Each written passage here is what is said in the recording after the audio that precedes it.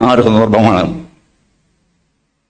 അധികായൻ ഉത്തേജനം പല സ്ഥലത്തു നിന്നും, പ്രത്യേകിച്ച് സ്വാമിജിയുടെ കയ്യിൽ നിന്നും കൈവാങ്ങി, പ്രത്യേകിച്ച് സ്വാമിയുടെ അടുത്ത് നിന്ന് ഞാൻ പറയാൻ കാരണം വെച്ചാൽ ബാക്കി പല ഭാഗവത യജ്ഞങ്ങളും കേരളത്തിലും പുറത്തും നടക്കുന്നുണ്ട്. പക്ഷേ ഞങ്ങളെ സംബന്ധിച്ചിടത്തോളം എറണാകുളത്തെ സമിതി ഞങ്ങൾ വിചാരിക്കുന്നു സ്വാമിയുടെ മാനസപുത്രരാണ് ഞങ്ങളിന്ന്. ഏത് കാരണവശാലും എല്ലാവിധ തരത്തിലും ഞങ്ങളെ അനുഗ്രഹിച്ചും ഞങ്ങളെ ഓരോ കാര്യങ്ങളെ ഉപദേശങ്ങൾ നൽകിയും അദ്ദേഹം കാണാത്ത ഒരു കാര്യങ്ങളും ഞങ്ങൾ ചെയ്തിട്ടില്ല. അദ്ദേഹം കാണിച്ചു തരുന്ന വഴിയിൽ കൂടെ നടക്കുക മാത്രമേ ഞങ്ങൾ ചെയ്തിട്ടുള്ളൂ. ഈ ഒരു സന്ദർഭത്തിൽ ഇങ്ങനെയൊരു നല്ല സദസ്സ് ഞങ്ങൾക്ക് കഴിഞ്ഞ 7 ദിവസമായി ലഭിച്ചു എന്നും നിങ്ങൾക്കുള്ള അംഗീകാരവും ഞങ്ങൾക്കുള്ള ഒരു കൃതാർത്ഥതയും ഉണ്ടെന്നുള്ള കാര്യം കൂടി സമർപ്പിച്ചുകൊണ്ട് ഞാൻ എൻ്റെ വാക്കുകൾ ഉപസംഹരിക്കുന്നു. ഒരു കാര്യം കൂടി ചെയ്യാനുള്ളത്, കാരണം സാധാരണഗതിയിൽ അധ്യക്ഷൻ ഏറ്റവും അവസാനമാണ് പ്രസംഗിക്കുക. കോൺട്രവേഴ്സ്യൽ ആയിട്ടുള്ള ഒരു കാര്യങ്ങളൊന്നും സംസാരിക്കാത്ത കാരണം, എന്നെ ഇനി ഇതിൽ കോൺട്രഡിക്ട് ചെയ്യാനുള്ളൊരു കാരണം കൊണ്ട് ഒന്നുമില്ലാത്ത കാരണം ഞാൻ എൻ്റെ ചുമതല ആദ്യം തന്നെ നിർവഹിക്കുകയാണ്. നിങ്ങൾക്ക് എല്ലാവർക്കും എൻ്റെ ആദരാഞ്ജലി. അടുത്തതായി ചടങ്ങിനെ അഭിസംബോധന ചെയ്ത് സംസാരിക്കുന്നതിന് വേണ്ടി ഈ ചടങ്ങിന്റെ മുഖ്യ അതിഥിയായി ഇവിടെ എത്തിച്ചേർന്നിരിക്കുന്ന ബഹുമാനപ്പെട്ട കേരള ഹൈക്കോടതി ജസ്റ്റിസ് ശ്രീ ഹരിശങ്കർ വി മേനോൻ അവരുടെ ബഹുമാന പുരസ്സരം ക്ഷണിച്ചുകൊള്ളുന്നു.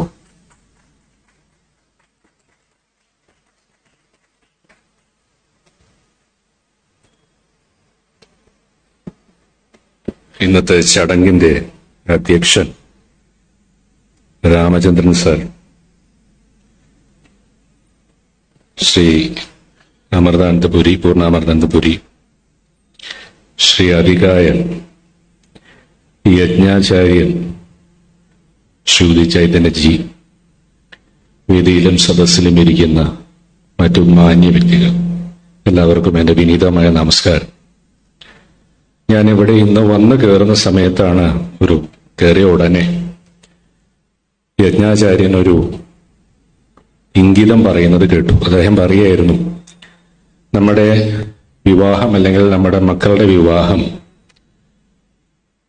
സഹസ്രനാമം അറിയുന്ന കുട്ടികളുമായിട്ട് വേണം നമ്മൾ സമ്മതിക്കാൻ, അല്ലെങ്കിൽ വിവാഹം നടത്താൻ. 100% ശരിയായ ഒരു സംഗതിയായിട്ടാണ് എനിക്ക് മനസ്സിൽ തോന്നി. അതുകൂടാതെ അത് കേട്ടപ്പോൾ ഈ കാര്യം മറ്റൊരു തരത്തിൽ പ്രാവർത്തികമാക്കിയ ഒരു മഹത് വ്യക്തിയാണ് എൻ്റെ മനസ്സിലേക്ക് വന്നത്. അതൊരു ചെറിയ കഥയാണ്. ഞാൻ അധിക സമയം നിങ്ങളുടെ മുമ്പിൽ എടുക്കുന്നില്ല. വൈകുന്നേരം 5 മണി കഴിഞ്ഞു. ആ കഥ നടക്കുന്നത് ഉദ്ദേശം ഒരു 30 വർഷത്തിന് മുമ്പാണ്. 90കളുടെ മധ്യം. ഞാനന്ന് ലോ കോളേജിൽ പഠിക്കുക. 91 ഞാൻ ലോ കോളേജിൽ ജോയിൻ ചെയ്യുന്നത്. ആദ്യത്തെ വർഷം 6 സബ്ജക്ട്സ് ആണ് നമുക്കുള്ളത്. 92 1-ാം വർഷ പരീക്ഷ ഞാൻ എഴുതി. 6 സബ്ജക്ട്സും നല്ല ഐശ്വര്യമായിട്ട് ഞാൻ തോറ്റു. 2-ാം വർഷം പരീക്ഷ ഞാൻ 93 എഴുതി. അവിടെയും 6 സബ്ജക്ട്സ്. ഞാൻ കൂടുതൽ പറയേണ്ട ആവശ്യമില്ല, മനസ്സിലായിട്ടുണ്ടാവുമെന്ന് വിചാരിക്കും. 94 3-ാം വർഷം 8 സബ്ജക്ട്, അതും ഐശ്വര്യമായിട്ട് ഞാൻ തോറ്റു. രാമചന്ദ്രൻ സാർ ഇപ്പൊ വിചാരിക്കുന്നുണ്ടാവും, ഇദ്ദേഹമാണല്ലോ ഇപ്പൊ ജഡ്ജിയായിട്ടിരിക്കുന്നതാണ്. പക്ഷേ 3-ാം വർഷം ഞാൻ തോറ്റു കഴിഞ്ഞപ്പോ ഞാൻ താമസിച്ചിരുന്നത് എല്ലാവരെയും പോലെ തന്നെ എൻ്റെ അച്ഛന്റെയും അമ്മയുടെയും കൂടെ നോർത്തിലാണ്. രാമചന്ദ്രൻ സാറിന് എൻ്റെ അച്ഛനെ നല്ലോണം അറിയാം. 3-ാം വർഷത്തെ തോൽവിയും കൂടി കഴിഞ്ഞപ്പോൾ എൻ്റെ ദിവംഗതയായ മാതാവ് ഒരു ദിവസം എന്നോട് പറഞ്ഞു, നാളെ മുതൽ നീ കാലത്ത് നേരത്തെ എണീറ്റ്, ഞാൻ നോർത്തിലാണ് താമസിച്ചിരുന്നത്, ഇവിടെ അടുത്ത് പരമാര ഭഗവതിയുണ്ട്, പരമാര ദേവിയെ പോയി തൊഴുത് വീട്ടിൽ വന്നാൽ മാത്രമേ കാലത്ത് ചായയോ കാപ്പിയോ ഭക്ഷണമോ കിട്ടുകയുള്ളൂ. ഇതാണ് ഞാൻ പറഞ്ഞത്.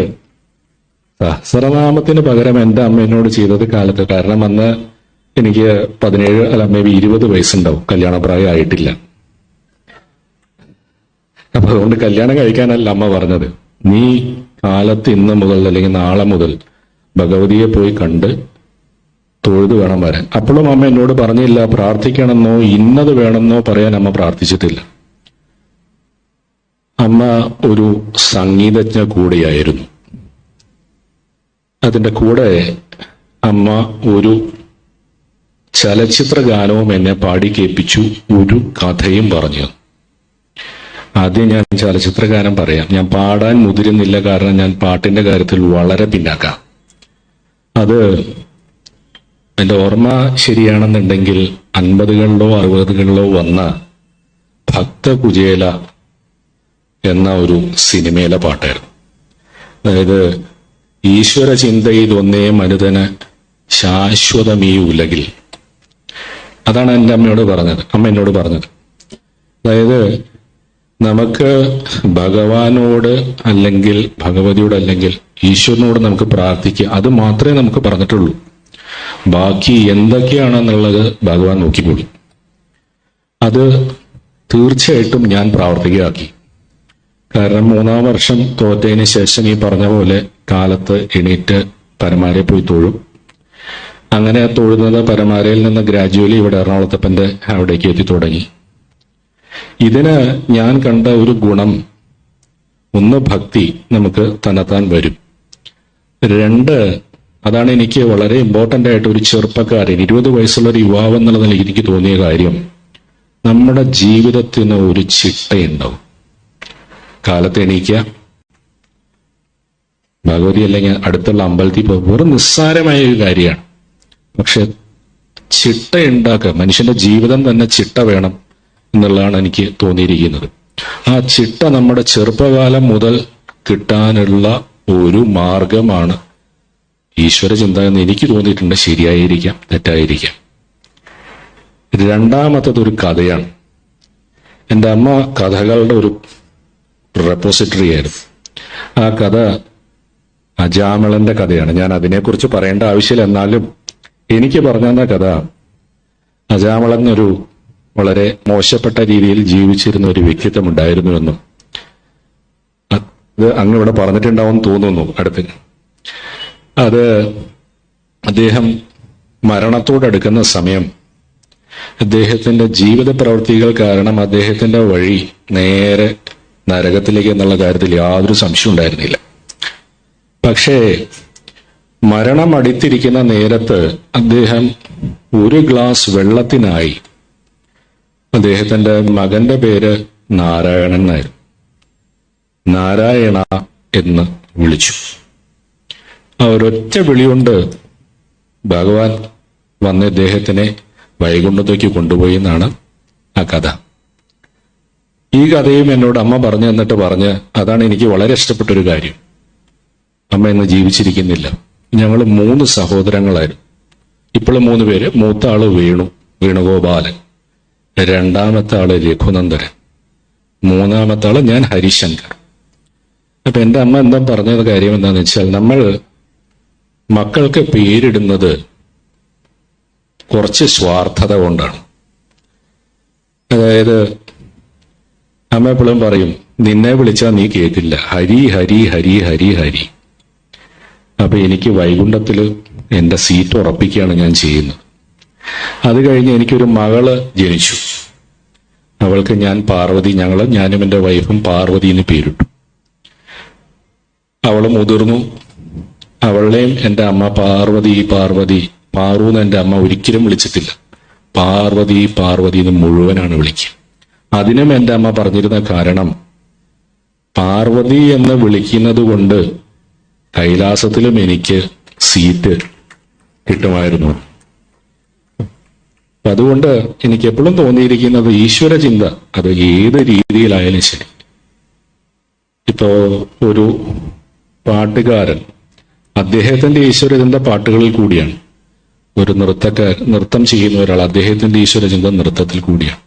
എന്ന് പറയുന്ന പോലെ ഈശ്വര ചിന്തയാണ് മനുഷ്യന് അവസാനം ബാക്കി നിൽക്കുകയുള്ളൂ. കൂടുതൽ നിങ്ങളെ പറഞ്ഞ് ഞാൻ ബോറടിപ്പിക്കുന്നില്ല. എന്ന് മാത്രമല്ല, യജ്ഞാചാര്യന്റെയും സ്വാമിജിയുടെയും മുമ്പിൽ കൂടുതൽ പറഞ്ഞ് നാണം കെടാനോ എൻ്റെ ഇത് കളയാനോ ഞാൻ ഉദ്ദേശിക്കുന്നില്ല. എല്ലാവർക്കും ഭഗവാന്റെയും എറണാകുളത്തപ്പന്റെയും എല്ലാവരുടെയും അനുഗ്രഹം ഉണ്ടാവട്ടെ എന്ന് പ്രാർത്ഥിച്ചുകൊണ്ട് ഞാൻ എൻ്റെ വാക്കുകൾ ഉപസംഹരിക്കുന്നു. നന്ദി, നമസ്കാരം. നന്ദി. ശ്രീ ബഹുമാനപ്പെട്ട കേരള ഹൈക്കോടതി ജസ്റ്റിസ് ശ്രീ ഹരിശങ്കർ വി മേനോൻ അവர்கள். സുഹൃതം ഭാഗവത യജ്ഞ സമിതി കഴിഞ്ഞ ഒരു വ്യാഴവട്ടത്തോളം കാലമായി സമൂഹത്തിന്റെ ഉന്നമനത്തിന് വേണ്ടി പ്രവർത്തിച്ച നിരവധി മഹത് വ്യക്തിത്വങ്ങളെ ആദരിച്ചിട്ടുണ്ട്.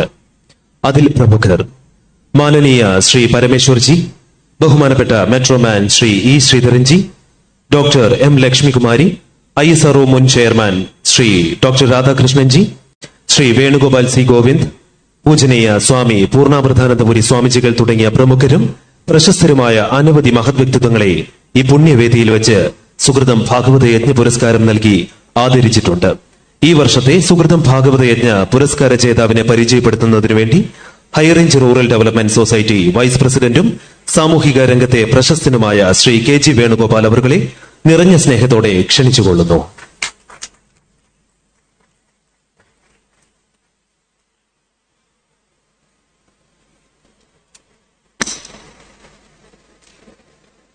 പരമപൂജനീയരായ സന്യാസി ശ്രേഷ്ഠന്മാരും അഭിവന്ദ്യരായ മറ്റു മഹത്തുക്കളെയും വിനയപൂർവം പ്രണമിക്കുന്നു.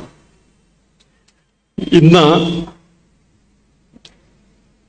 യഥാർത്ഥത്തിൽ നമ്മുടെ പുരസ്കാരം ഏറ്റുമേടിക്കാൻ ഉള്ള ആ മഹത് വ്യക്തി ഇത് കേരളത്തിലില്ല. അദ്ദേഹം ഇന്നിവിടെ എത്താനുള്ള എല്ലാ ശ്രമങ്ങളും ഇന്ന് വെളുപ്പനോടുകൂടി പരാജയപ്പെട്ടു എന്നാണ് അറിയാൻ കഴിഞ്ഞത്. ശ്രീ KR മനോജ്, ആചാര്യ ശ്രീ KR മനോജ് ആർഷവിദ്യാ സമാജത്തിന്റെ സ്ഥാപകൻ ആണ് അദ്ദേഹം. ഈ ഒരാഴ്ചയ്ക്ക് മുമ്പ്, ഒരു 6 ദിവസത്തേക്ക് മുമ്പ് ഡൽഹിയിൽ വച്ചിട്ട് ഒരു പുരസ്കാരം സ്വീകരിക്കുന്നതിന് വേണ്ടിയിട്ട് അദ്ദേഹം ഡൽഹിയിലെത്തി. അത് സ്വീകരിച്ചിട്ട് മടങ്ങി വരാനുള്ള യാത്രാ സൗകര്യങ്ങളെല്ലാം മുടങ്ങി. ഇന്നലെ ഇവിടെ എത്തേണ്ടതായിരുന്നു, അദ്ദേഹത്തിന് എത്താൻ കഴിഞ്ഞില്ല. വീര സവർക്കറുടെ പേരിലുള്ള ഒരു അന്തർദേശീയ പുരസ്കാരം ഇപ്രാവശ്യം നമ്മുടെ കേരളത്തിൽ നിന്നുള്ള ആചാര്യ ശ്രീ മനോജിക്ക് ആണ് ലഭിച്ചത്. അത് സ്വീകരിക്കാൻ വേണ്ടിയിട്ടായിരുന്നു അദ്ദേഹം അവിടെ പോയത്. അതോടൊപ്പം തന്നെ ആർഷവിദ്യാ സമാജത്തിലെ 15 ആൾക്കാരും, അതായത് ജീവിതത്തിലെ അനുഭവങ്ങൾ വ്യത്യസ്തമായിട്ട് അനുഭവിച്ച 15 അദ്ദേഹത്തിന്റെ കൂടെയുള്ള മുഴുവൻ സമയ പ്രവർത്തകരും ഉണ്ടായിരുന്നു. അവരെവിടെ എത്താനുള്ള ഒരു കാര്യം, യഥാർത്ഥത്തിൽ അവർ ജീവിതത്തിൽ അനുഭവിച്ച കാര്യങ്ങൾ സമൂഹത്തിന്റെ മുമ്പിൽ അവതരിപ്പിക്കണം എന്നുള്ള ഉദ്ദേശത്തോടുകൂടി ഒരു ഡാൻസ് ഡ്രാമ രൂപത്തിലായിരുന്നു പോയത്. അതവിടെ ആദ്യം ഒരു വേദിയിൽ ഇത് അവതരിപ്പിച്ചു. ഡൽഹിയിൽ വളരെ പ്രധാനപ്പെട്ട ആ വേദിയിൽ അവതരിപ്പിച്ചപ്പോ അതിനുശേഷം പല ഭാഗത്തു നിന്നും ധാരാളം നിർബന്ധങ്ങൾ വന്നിട്ട് 3-4 പരിപാടികൾ ഡൽഹിയിൽ അവതരിപ്പിക്കേണ്ടി വന്നു. NDMC ഓഡിറ്റോറിയത്തില്, ന്യൂഡൽഹി മുനിസിപ്പൽ കോർപ്പറേഷന്റെ വലിയ ഓഡിറ്റോറിയത്തില് നിറഞ്ഞ സദസ്സിന്റെ മുൻപിൽ വരെ ഇവർ അവതരിപ്പിച്ചു. അത് കഴിഞ്ഞിട്ട് മലയാളികൾ ഉണ്ടായിരുന്നു, മലയാളികൾ അല്ലാത്തവർ ഹിന്ദിയിലായിരുന്നു ചെയ്തത്. നമ്മൾ ഇവിടെയും അതിനുള്ള ഏർപ്പാട് ചെയ്തിരുന്നു. പക്ഷെ എന്തോ നിർഭാഗ്യം കൊണ്ട് അവർക്ക് എത്താൻ കഴിഞ്ഞില്ല. അതായത് ആചാര്യശ്രീ മനോജിനെ പരിചയപ്പെടുത്തുമ്പോൾ നമ്മൾ ഇവിടെ ഇരിക്കുന്ന എത്ര പേർക്ക് ഇതിനെക്കുറിച്ച് അറിയാം എന്നതിനെക്കുറിച്ച് സംശയമുണ്ട്. തുടങ്ങിയത് എറണാകുളത്ത് തന്നെയാണ്, തൃപ്പൂണിത്തുറയാണ് തുടങ്ങിയത്. പക്ഷേ ചില പ്രത്യേക സാഹചര്യങ്ങളിൽ ഇവിടെ നിന്ന് പുറക്കാൻ നിവൃത്തിയില്ലായ്മ കൊണ്ട് അവർ താമസിച്ചിരുന്ന വാടകയ്ക്കെടുത്തിരുന്ന കെട്ടിടം ഉപേക്ഷിച്ചിട്ട് തിരുവനന്തപുരത്ത് ഒരു സ്ഥലത്ത് പോകേണ്ടി വന്നു. അവിടെ ഇന്ന് ചെറിയ ഒരു ഏർപ്പാട് തുടങ്ങി. അവിടെ ഇന്ന് വളരെ ഗംഭീരമായിട്ട് പ്രവർത്തനങ്ങൾ മുന്നോട്ട് കൊണ്ടുപോവുകയാണ്. കൂടുതൽ പരിചയപ്പെടുത്താൻ ഏറ്റവും എളുപ്പമായ ഒരു മാർഗം സിനിമയുടെ കാര്യങ്ങൾ പറഞ്ഞാൽ മനസ്സിലാകും. നമ്മൾ പലരും കേരള സ്റ്റോറി കണ്ടിട്ടുണ്ടാകും. യഥാർത്ഥത്തിൽ കേരള സ്റ്റോറി നടന്ന സംഭവങ്ങളാണ്. അത് ആരൊക്കെയാണോ അനുഭവിച്ചവര് അവരായിരുന്നു ഞാൻ ഈ നേരത്തെ പറഞ്ഞ 15 പേരിൽ ചിലര്. അതിന്റെ സംവിധായകൻ തിരുവനന്തപുരത്തെത്തി, ബാലരാമപുരത്ത് പോയി ഇവരെയൊക്കെ കണ്ടു. അതിനുശേഷം ഇതിന്റെ കാര്യങ്ങൾ അത് എഴുതിയത് നമ്മുടെ ആ തരത്തിലുള്ള കാര്യങ്ങൾ ചെയ്തു. പക്ഷെ ഇന്ന് നമുക്ക് കേരളത്തിൽ ഒരുപക്ഷെ ഇവിടെ ഇരിക്കുന്ന അഭിമാനികളായ നമ്മുടെ ഹിന്ദുക്കള് ചിന്തിക്കാത്ത ഒരു കാര്യം, നമ്മുടെ അഭിമാനം എത്ര കാലം ഇങ്ങനെ നിലനിൽക്കാൻ സാധിക്കുമെന്നറിയില്ല. ഇന്ന് രാവിലെ പത്രത്തിൽ വായിച്ചു, നമ്മുടെ ഒരു അമ്പലത്തിൽ രാവിലെ പ്രഭാത ഭഗവത് ഗാനം വയ്ക്കുന്നത് നിർത്തണം എന്ന് പറഞ്ഞിട്ട് ചില രാഷ്ട്രീയക്കാര് അവരെ സമീപിച്ചിരുന്നു, അമ്പലത്തിന്റെ ആൾക്കാരെ സമീപിച്ചിരുന്നു എന്നുള്ളത്. ഒരു പ്രത്യേക മതവിഭാഗത്തിൽപ്പെട്ടവരല്ല സമീപിച്ചത്, ആ പ്രദേശത്തുള്ള ചില രാഷ്ട്രീയ നേതാക്കന്മാരായിരുന്നു. കാരണം ഈ മതവിഭാഗത്തിൻ്റെതായിട്ടുള്ള സപ്പോർട്ട് അവർക്ക് ആവശ്യമാണ് എന്നറിഞ്ഞത് കൊണ്ടായിരിക്കാം. പോട്ടെ, ഇന്ന് അദ്ദേഹത്തിന്റെ കൂടെ ഈ ആചാര്യശ്രീ മനോജ് ലവ് ജിഹാദിൽ പോയിട്ടുള്ള കുട്ടികളിൽ 5800-ലധികം കുട്ടികളെ അദ്ദേഹം തിരിച്ചുകൊണ്ടു. 8500-ലധികം കുട്ടികളെ അദ്ദേഹം നമ്മുടെ സ്വധർമ്മത്തിലേക്ക് തിരിച്ചു കൊണ്ടുവന്നു. ഇതെല്ലാവരും തന്നെ ലവ് ജിഹാദിൽപ്പെട്ട് മാത്രം പോയവരല്ല. നമ്മുടെ ഹിന്ദുത്വ അഭിമാനികൾ എന്ന് വിശ്വസിക്കുന്ന നമ്മുടെ രക്ഷകർത്താക്കള് സ്വന്തം മക്കൾക്ക് ഹിന്ദുത്വത്തിൽ അഭിമാനിക്കാനുള്ള എന്ത് കാര്യമുണ്ട് എന്ന് എത്ര പേര് പറഞ്ഞു കൊടുക്കുന്നുണ്ട്. അതിന് ശ്രുതി എന്നൊരു അവരവരുടെ ജീവിതാനുഭവങ്ങൾ എഴുതിയ പുസ്തകങ്ങളുണ്ട്, നമുക്ക് വാങ്ങിക്കാനും വായിക്കാനും സാധിക്കും. ആ കുട്ടി MA-ക്ക് പഠിച്ചുകൊണ്ടിരുന്നപ്പോ കൂട്ടുകാരികള് മുസ്ലിം കുട്ടികളായിരുന്നു. അവര് ശ്രുതിയോട് ഓരോ കാര്യങ്ങൾ ഈ കുട്ടി ഒരു ബ്രാഹ്മണ കുട്ടിയാണ്. ഓരോ കാര്യങ്ങൾ, നീ എന്തിന്റെ വീട്ടിൽ ഇങ്ങനെ നല്ല നെയ്യും ഇതൊക്കെ കൊണ്ട് തീയിൽ കളയുന്നതല്ലാതെ നീ എന്ത് ചെയ്യുന്നു, നിന്റെ ദൈവത്തിന് തുമ്പിക്കൈയും അങ്ങനെയുള്ള കാര്യങ്ങളൊക്കെ ഉള്ളത്, അതിങ്ങനെ ഓരോന്ന്. പക്ഷെ അതിന് മറുപടി പറയാൻ ഈ ശ്രുതിക്ക് അറിയില്ല. ആ സമയത്താണ് ഈ മറ്റുള്ള വിഭാഗത്തിൽപ്പെട്ടവര് അവരുടെ ഔന്നത്യത്തെക്കുറിച്ചും അവരുടേതായിട്ടുള്ള പോസിറ്റീവ് കാര്യങ്ങൾ എന്ന് മറ്റുള്ളവരെ ബോധ്യപ്പെടുത്താൻ വേണ്ടി പറയുന്ന കാര്യങ്ങളെക്കുറിച്ച് പറഞ്ഞു കൊടുത്തത്. ഈ കുട്ടി അതിലാണല്ലോ ശരി എന്ന് വിചാരിച്ച് ആദ്യം വീട്ടില് മുറി അടച്ചിട്ട് നിസ്കരിച്ചു. പിന്നെ പരസ്യമായി അമ്മയും അച്ഛനും വളരെ ബുദ്ധിമുട്ടി. അവര് മരണത്തിന്റെ വക്കിലേക്ക് പോകും എന്നറിഞ്ഞപ്പോ പോലും, നിങ്ങൾ മരിച്ചാൽ എനിക്കൊന്നുമില്ല, നിങ്ങൾ കാഫിറാണ്, ഒരു കാഫിറ മരിച്ചാൽ അത്രയും നല്ലതാണ് എനിക്ക് എന്ന് ജീവൻ നൽകിയ അമ്മയുടെയും അച്ഛന്റെയും മുഖത്ത് നോക്കി പറയാൻ യാതൊരു വിഷമവും ഇല്ലാതെ ആ കുട്ടി ഒറ്റയ്ക്ക് കാസർഗോഡ് നിന്ന് പുറപ്പെട്ട് പൊന്നാനിയിലെത്തി അവരുടെ ആ സ്ഥലത്തേക്ക് രാത്രിയാണ് എത്തിച്ചേർന്നത്. അവിടെ ഏകദേശം 2 വർഷത്തോളം ഉണ്ടായിരുന്നു. അവരുടെ ബാഹ്യമായ വേഷവിധാനങ്ങളെല്ലാം മാറി. പിന്നെ എന്തോ കാരണങ്ങളിൽ അച്ഛനെയും അമ്മയും ഒരു പ്രാവശ്യം കാണണമെന്ന് തോന്നി. അവരുടെ മുമ്പിൽ വെച്ച് മരിക്കും എന്നുള്ള ഒരു അവസ്ഥ വന്നപ്പോ അവര് പറയുന്നത് അനുസരിക്കാം. അങ്ങനെയാണ് ശ്രുതി ആദ്യമായിട്ട് ആചാര്യശ്രീ മനോജ് അദ്ദേഹത്തിന്റെ മുമ്പിൽ എത്തുന്നത്. ഈ കുട്ടി സംസാരിക്കാൻ തയ്യാറായിരുന്നില്ല.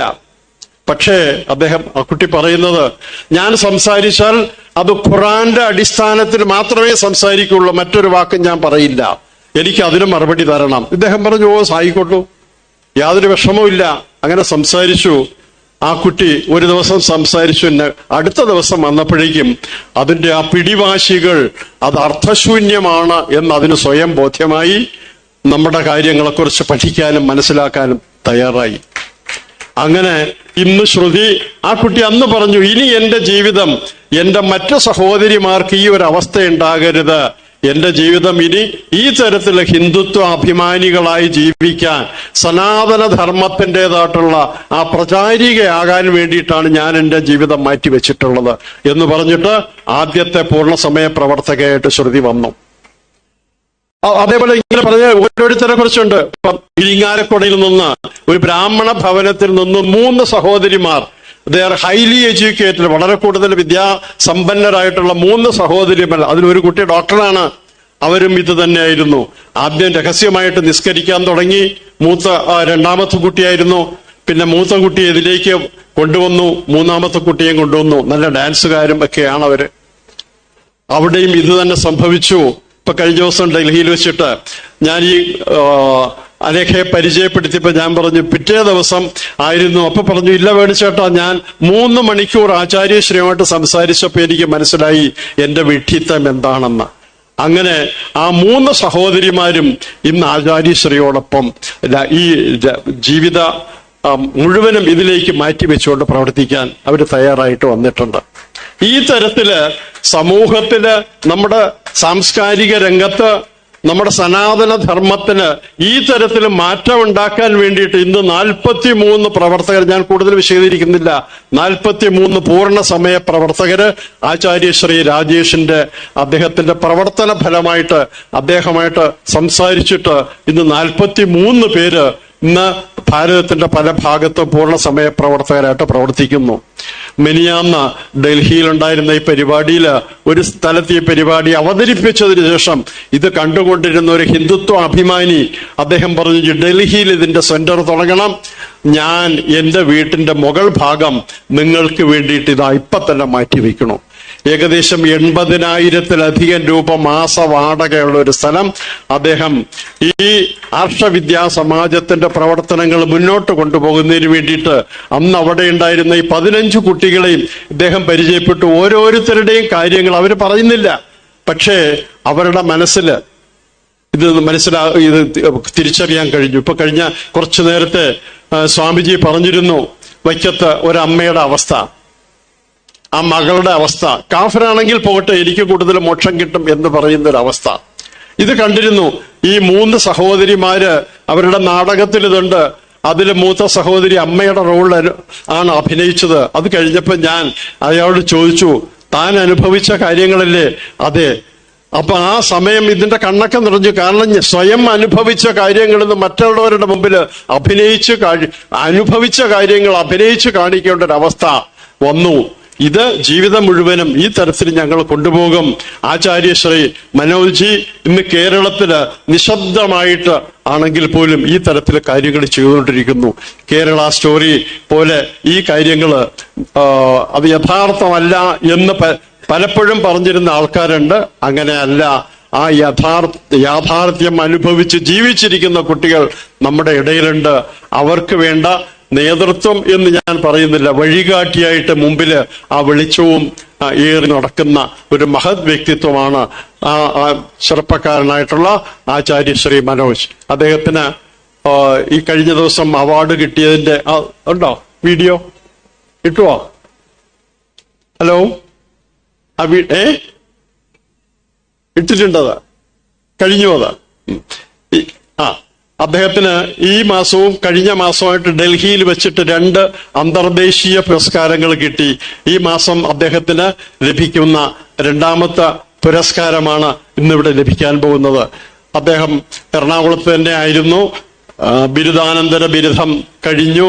അതിനുശേഷം ജേർണലിസത്തിലും അതേപോലെ തന്നെ ആധ്യാത്മിക രംഗങ്ങളിലും യോഗയിലും സംസ്കൃതത്തിലും ഈ തരത്തിലുള്ള എല്ലാ കാര്യങ്ങളിലും ഉയർന്ന പദവിയിൽ വിദ്യാഭ്യാസം എല്ലാം കഴിഞ്ഞതിന് ശേഷമാണ് ഈ തരത്തിലുള്ള കാര്യങ്ങൾ പ്രവർത്തിക്കാൻ പോകുന്നത്. അതോടൊപ്പം തന്നെ ഭാരതത്തിൽ ജീവിച്ചിരിക്കുന്ന അതിശ്രേഷ്ഠരായ ഗുരുപരമ്പരകളിലൂടെ അവരുടെ അനുഗ്രഹവും അവരുടെ ശിഷ്യത്വം സ്വീകരിച്ചിട്ടും അദ്ദേഹം മുന്നോട്ട് പോകുന്ന, എന്തുകൊണ്ടും അദ്ദേഹത്തെ ഈ പുരസ്കാരം അദ്ദേഹത്തിന് സമർപ്പിക്കാൻ തീരുമാനിച്ച ജൂറികളുടെ തീരുമാനം ഏതായാലും അത്യുത്തമമാണ് എന്ന് മാത്രം പറയുന്നു. നമസ്കാരം.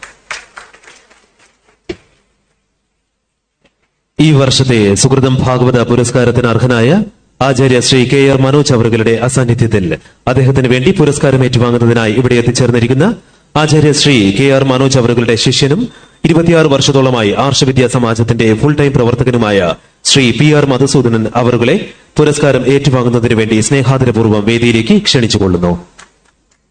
നിറഞ്ഞ കയ്യടിയോടും കൂടെ നമുക്ക് അദ്ദേഹത്തെ വേദിയിലേക്ക് ക്ഷണിക്കാം.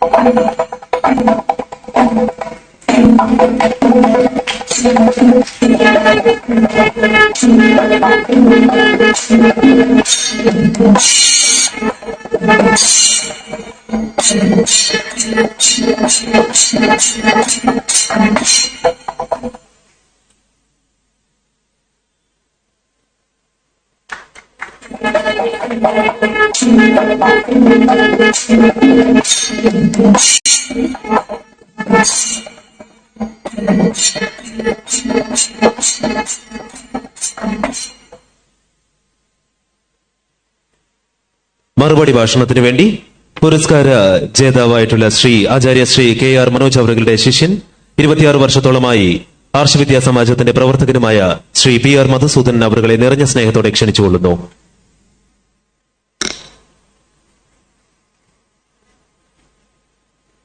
ഓം നമഃ ശിവായ. ഓം ഗും ഗുരുഭ്യോ നമഃ.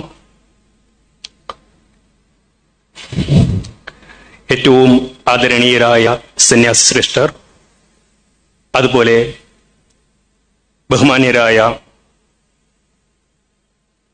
മഹത് വ്യക്തിത്വങ്ങൾ, എല്ലാവർക്കും ആർഷവിദ്യാ സമാജത്തിന്റെ പേരിലുള്ള സാദര പ്രണാമം. 2025 സുഹൃതം ഭാഗവത പുരസ്കാരം ആർഷവിദ്യാ സമാജം സ്ഥാപകനും ഡയറക്ടറുമായ ആചാര്യ ശ്രീ മനോജിക്കാണ് ലഭിച്ചത്. അദ്ദേഹത്തിന്റെ അഭാവത്തിൽ ആചാര്യന്റെ നിർദ്ദേശാനുസരണം ഈ അവാർഡ് അദ്ദേഹത്തിന് വേണ്ടി ഏറെ ആദരവോടെ അഭിമാനത്തോടെയാണ് ഇവിടെ ഏറ്റുവാങ്ങിയത്. ഇതിലേക്ക് ആചാര്യജിയെ പരിഗണിച്ച പുരസ്കാര നിർണയ സമിതിക്ക് അഗൈതവമായ കൃതജ്ഞത അറിയിച്ചുകൊള്ളുന്നു.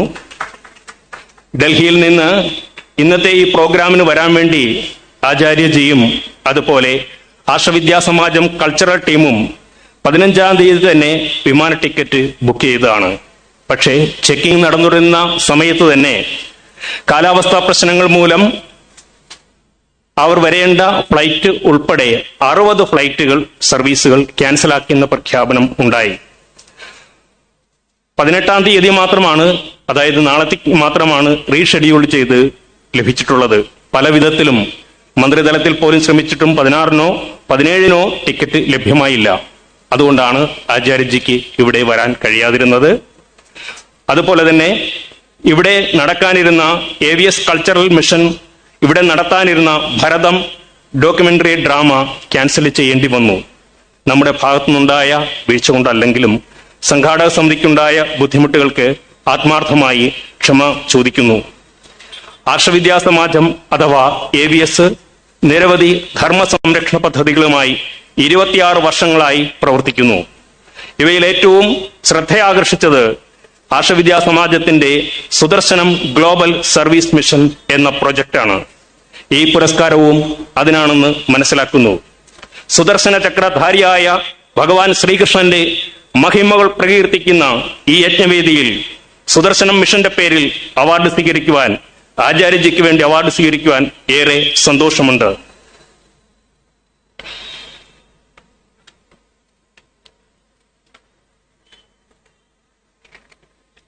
സുകൃതം കാരുണ്യാമൃതം എന്ന പേരിൽ നിരവധി ജീവകാരുണ്യ പ്രവർത്തനങ്ങൾ ചെയ്യുന്ന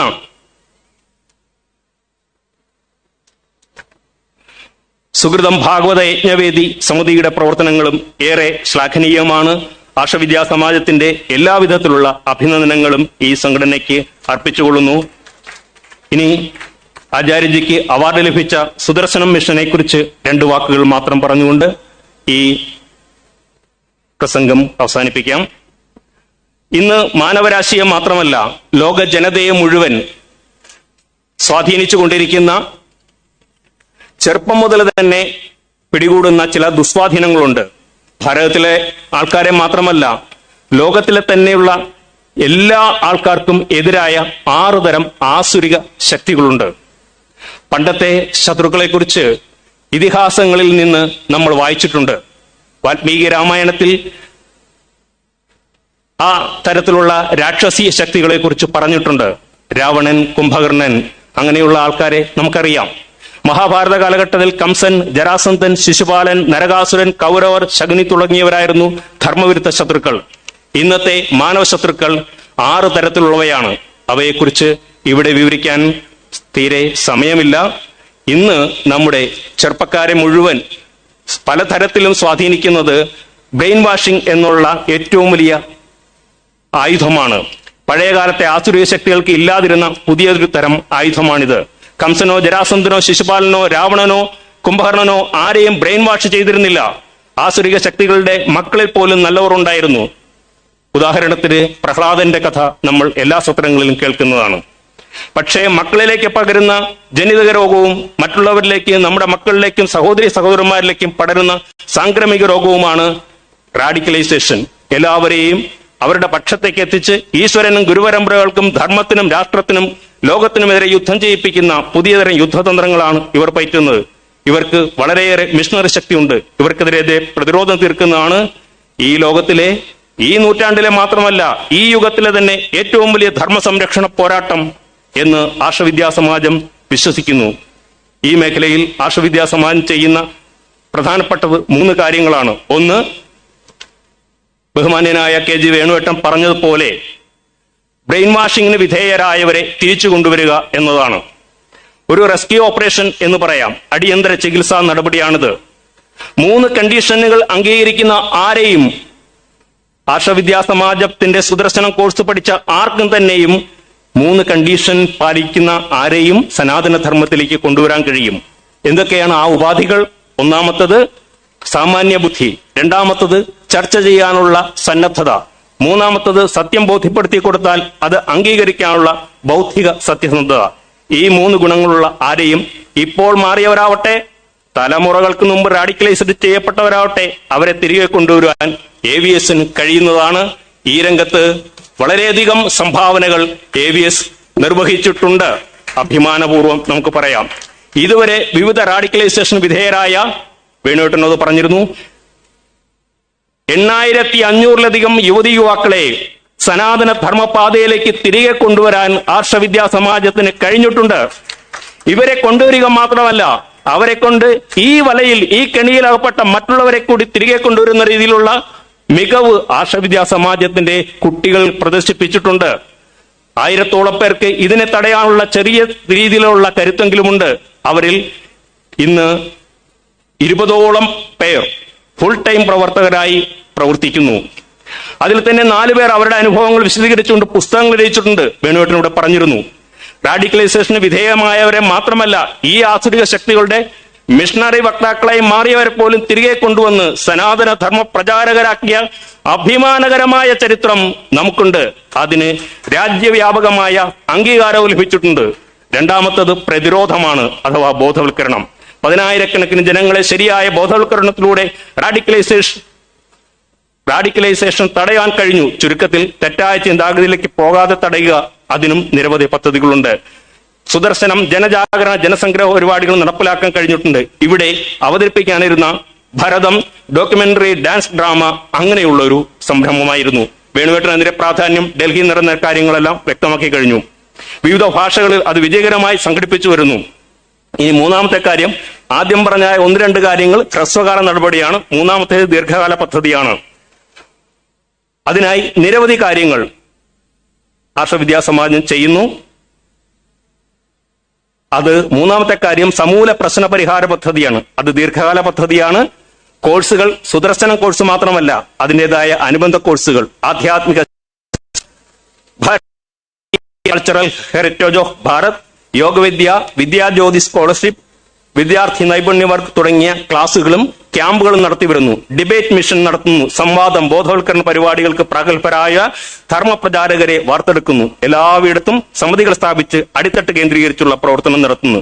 നിരവധി സേവന സംരക്ഷണ ശാക്തീകരണ പ്രവർത്തനങ്ങൾ നിർവഹിക്കുന്നു. ഈ പ്രവർത്തനങ്ങളാണ് ആർഷവിദ്യാസമാജം ചെയ്തിട്ടുള്ളത്. ഇതിനാണ് ഇവിടെ ആചാര്യജി ആദരിക്കപ്പെട്ടത്. നമ്മളിവിടെ സുഹൃതം ഭാഗവത വേദിയിൽ ഭഗവാൻ ശ്രീകൃഷ്ണന്റെ മഹത്വം പഠിക്കുന്നു.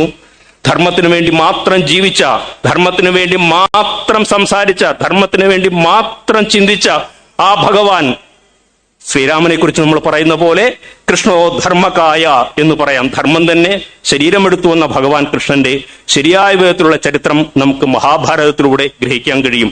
ആ ഭഗവാനെ, ധർമാത്മാവായ ധർമ്മമൂർത്തിയായ ഭഗവാന്റെ ഉപദേശങ്ങൾ നമ്മുടെ ജനത സ്വീകരിച്ചിരുന്നെങ്കിൽ ഇതുപോലെയുള്ള റാഡിക്കലൈസേഷനുകൾ ഭാരതത്തിൽ ഉണ്ടാകുമായിരുന്നില്ല. അതുകൊണ്ട് മഹാത്മാക്കളെ ആദരിക്കേണ്ടത് എങ്ങനെ? സ്വാധ്യായേന മഹർഷിഭ്യോ എന്നാണ് പറയുന്നത്. സ്വാധ്യായം കൊണ്ട് ആചരിക്കുക. ശ്രീകൃഷ്ണൻ ഭഗവാൻ ഉപദേശിച്ച ആ മഹത്തായ കാര്യങ്ങൾ സ്വജീവിതത്തിൽ പിന്തുടർന്നുകൊണ്ട് നമുക്ക് ആ ധർമാത്മാവിനുള്ള കർത്തവ്യം നിർവഹിച്ചുകൊണ്ട് സനാതനധർമ്മ പ്രചരണവും അതുപോലെ സംരക്ഷണവും നിർവഹിക്കാൻ കഴിയും. അതിനായി നമ്മളെല്ലാവരെയും ജഗദീശ്വരൻ അനുഗ്രഹിക്കട്ടെ എന്ന് മാത്രം പ്രാർത്ഥിച്ചുകൊണ്ട് ഇവിടെ നിർത്തുന്നു. എല്ലാവർക്കും നന്ദി, നമസ്കാരം. ചടങ്ങിൽ അനുഗ്രഹ ഭാഷണം നടത്തുന്നതിന് വേണ്ടി പൂജനീയ സ്വാമി പൂർണ്ണാമൃതാനന്ദപുരി സ്വാമിജിയെ ഭക്തി ആദരപൂർവ്വം ക്ഷണിച്ചുകൊള്ളുന്നു.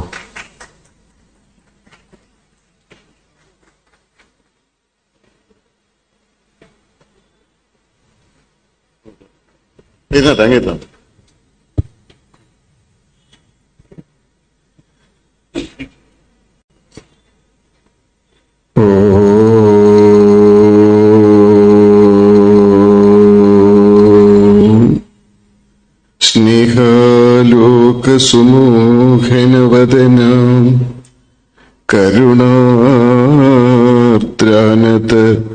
നയനാം രമ്യാം ശ്രിതജനപാലന വ്യഗ്രാം സൗമ്യാം അമൃതാനന്ദമയീം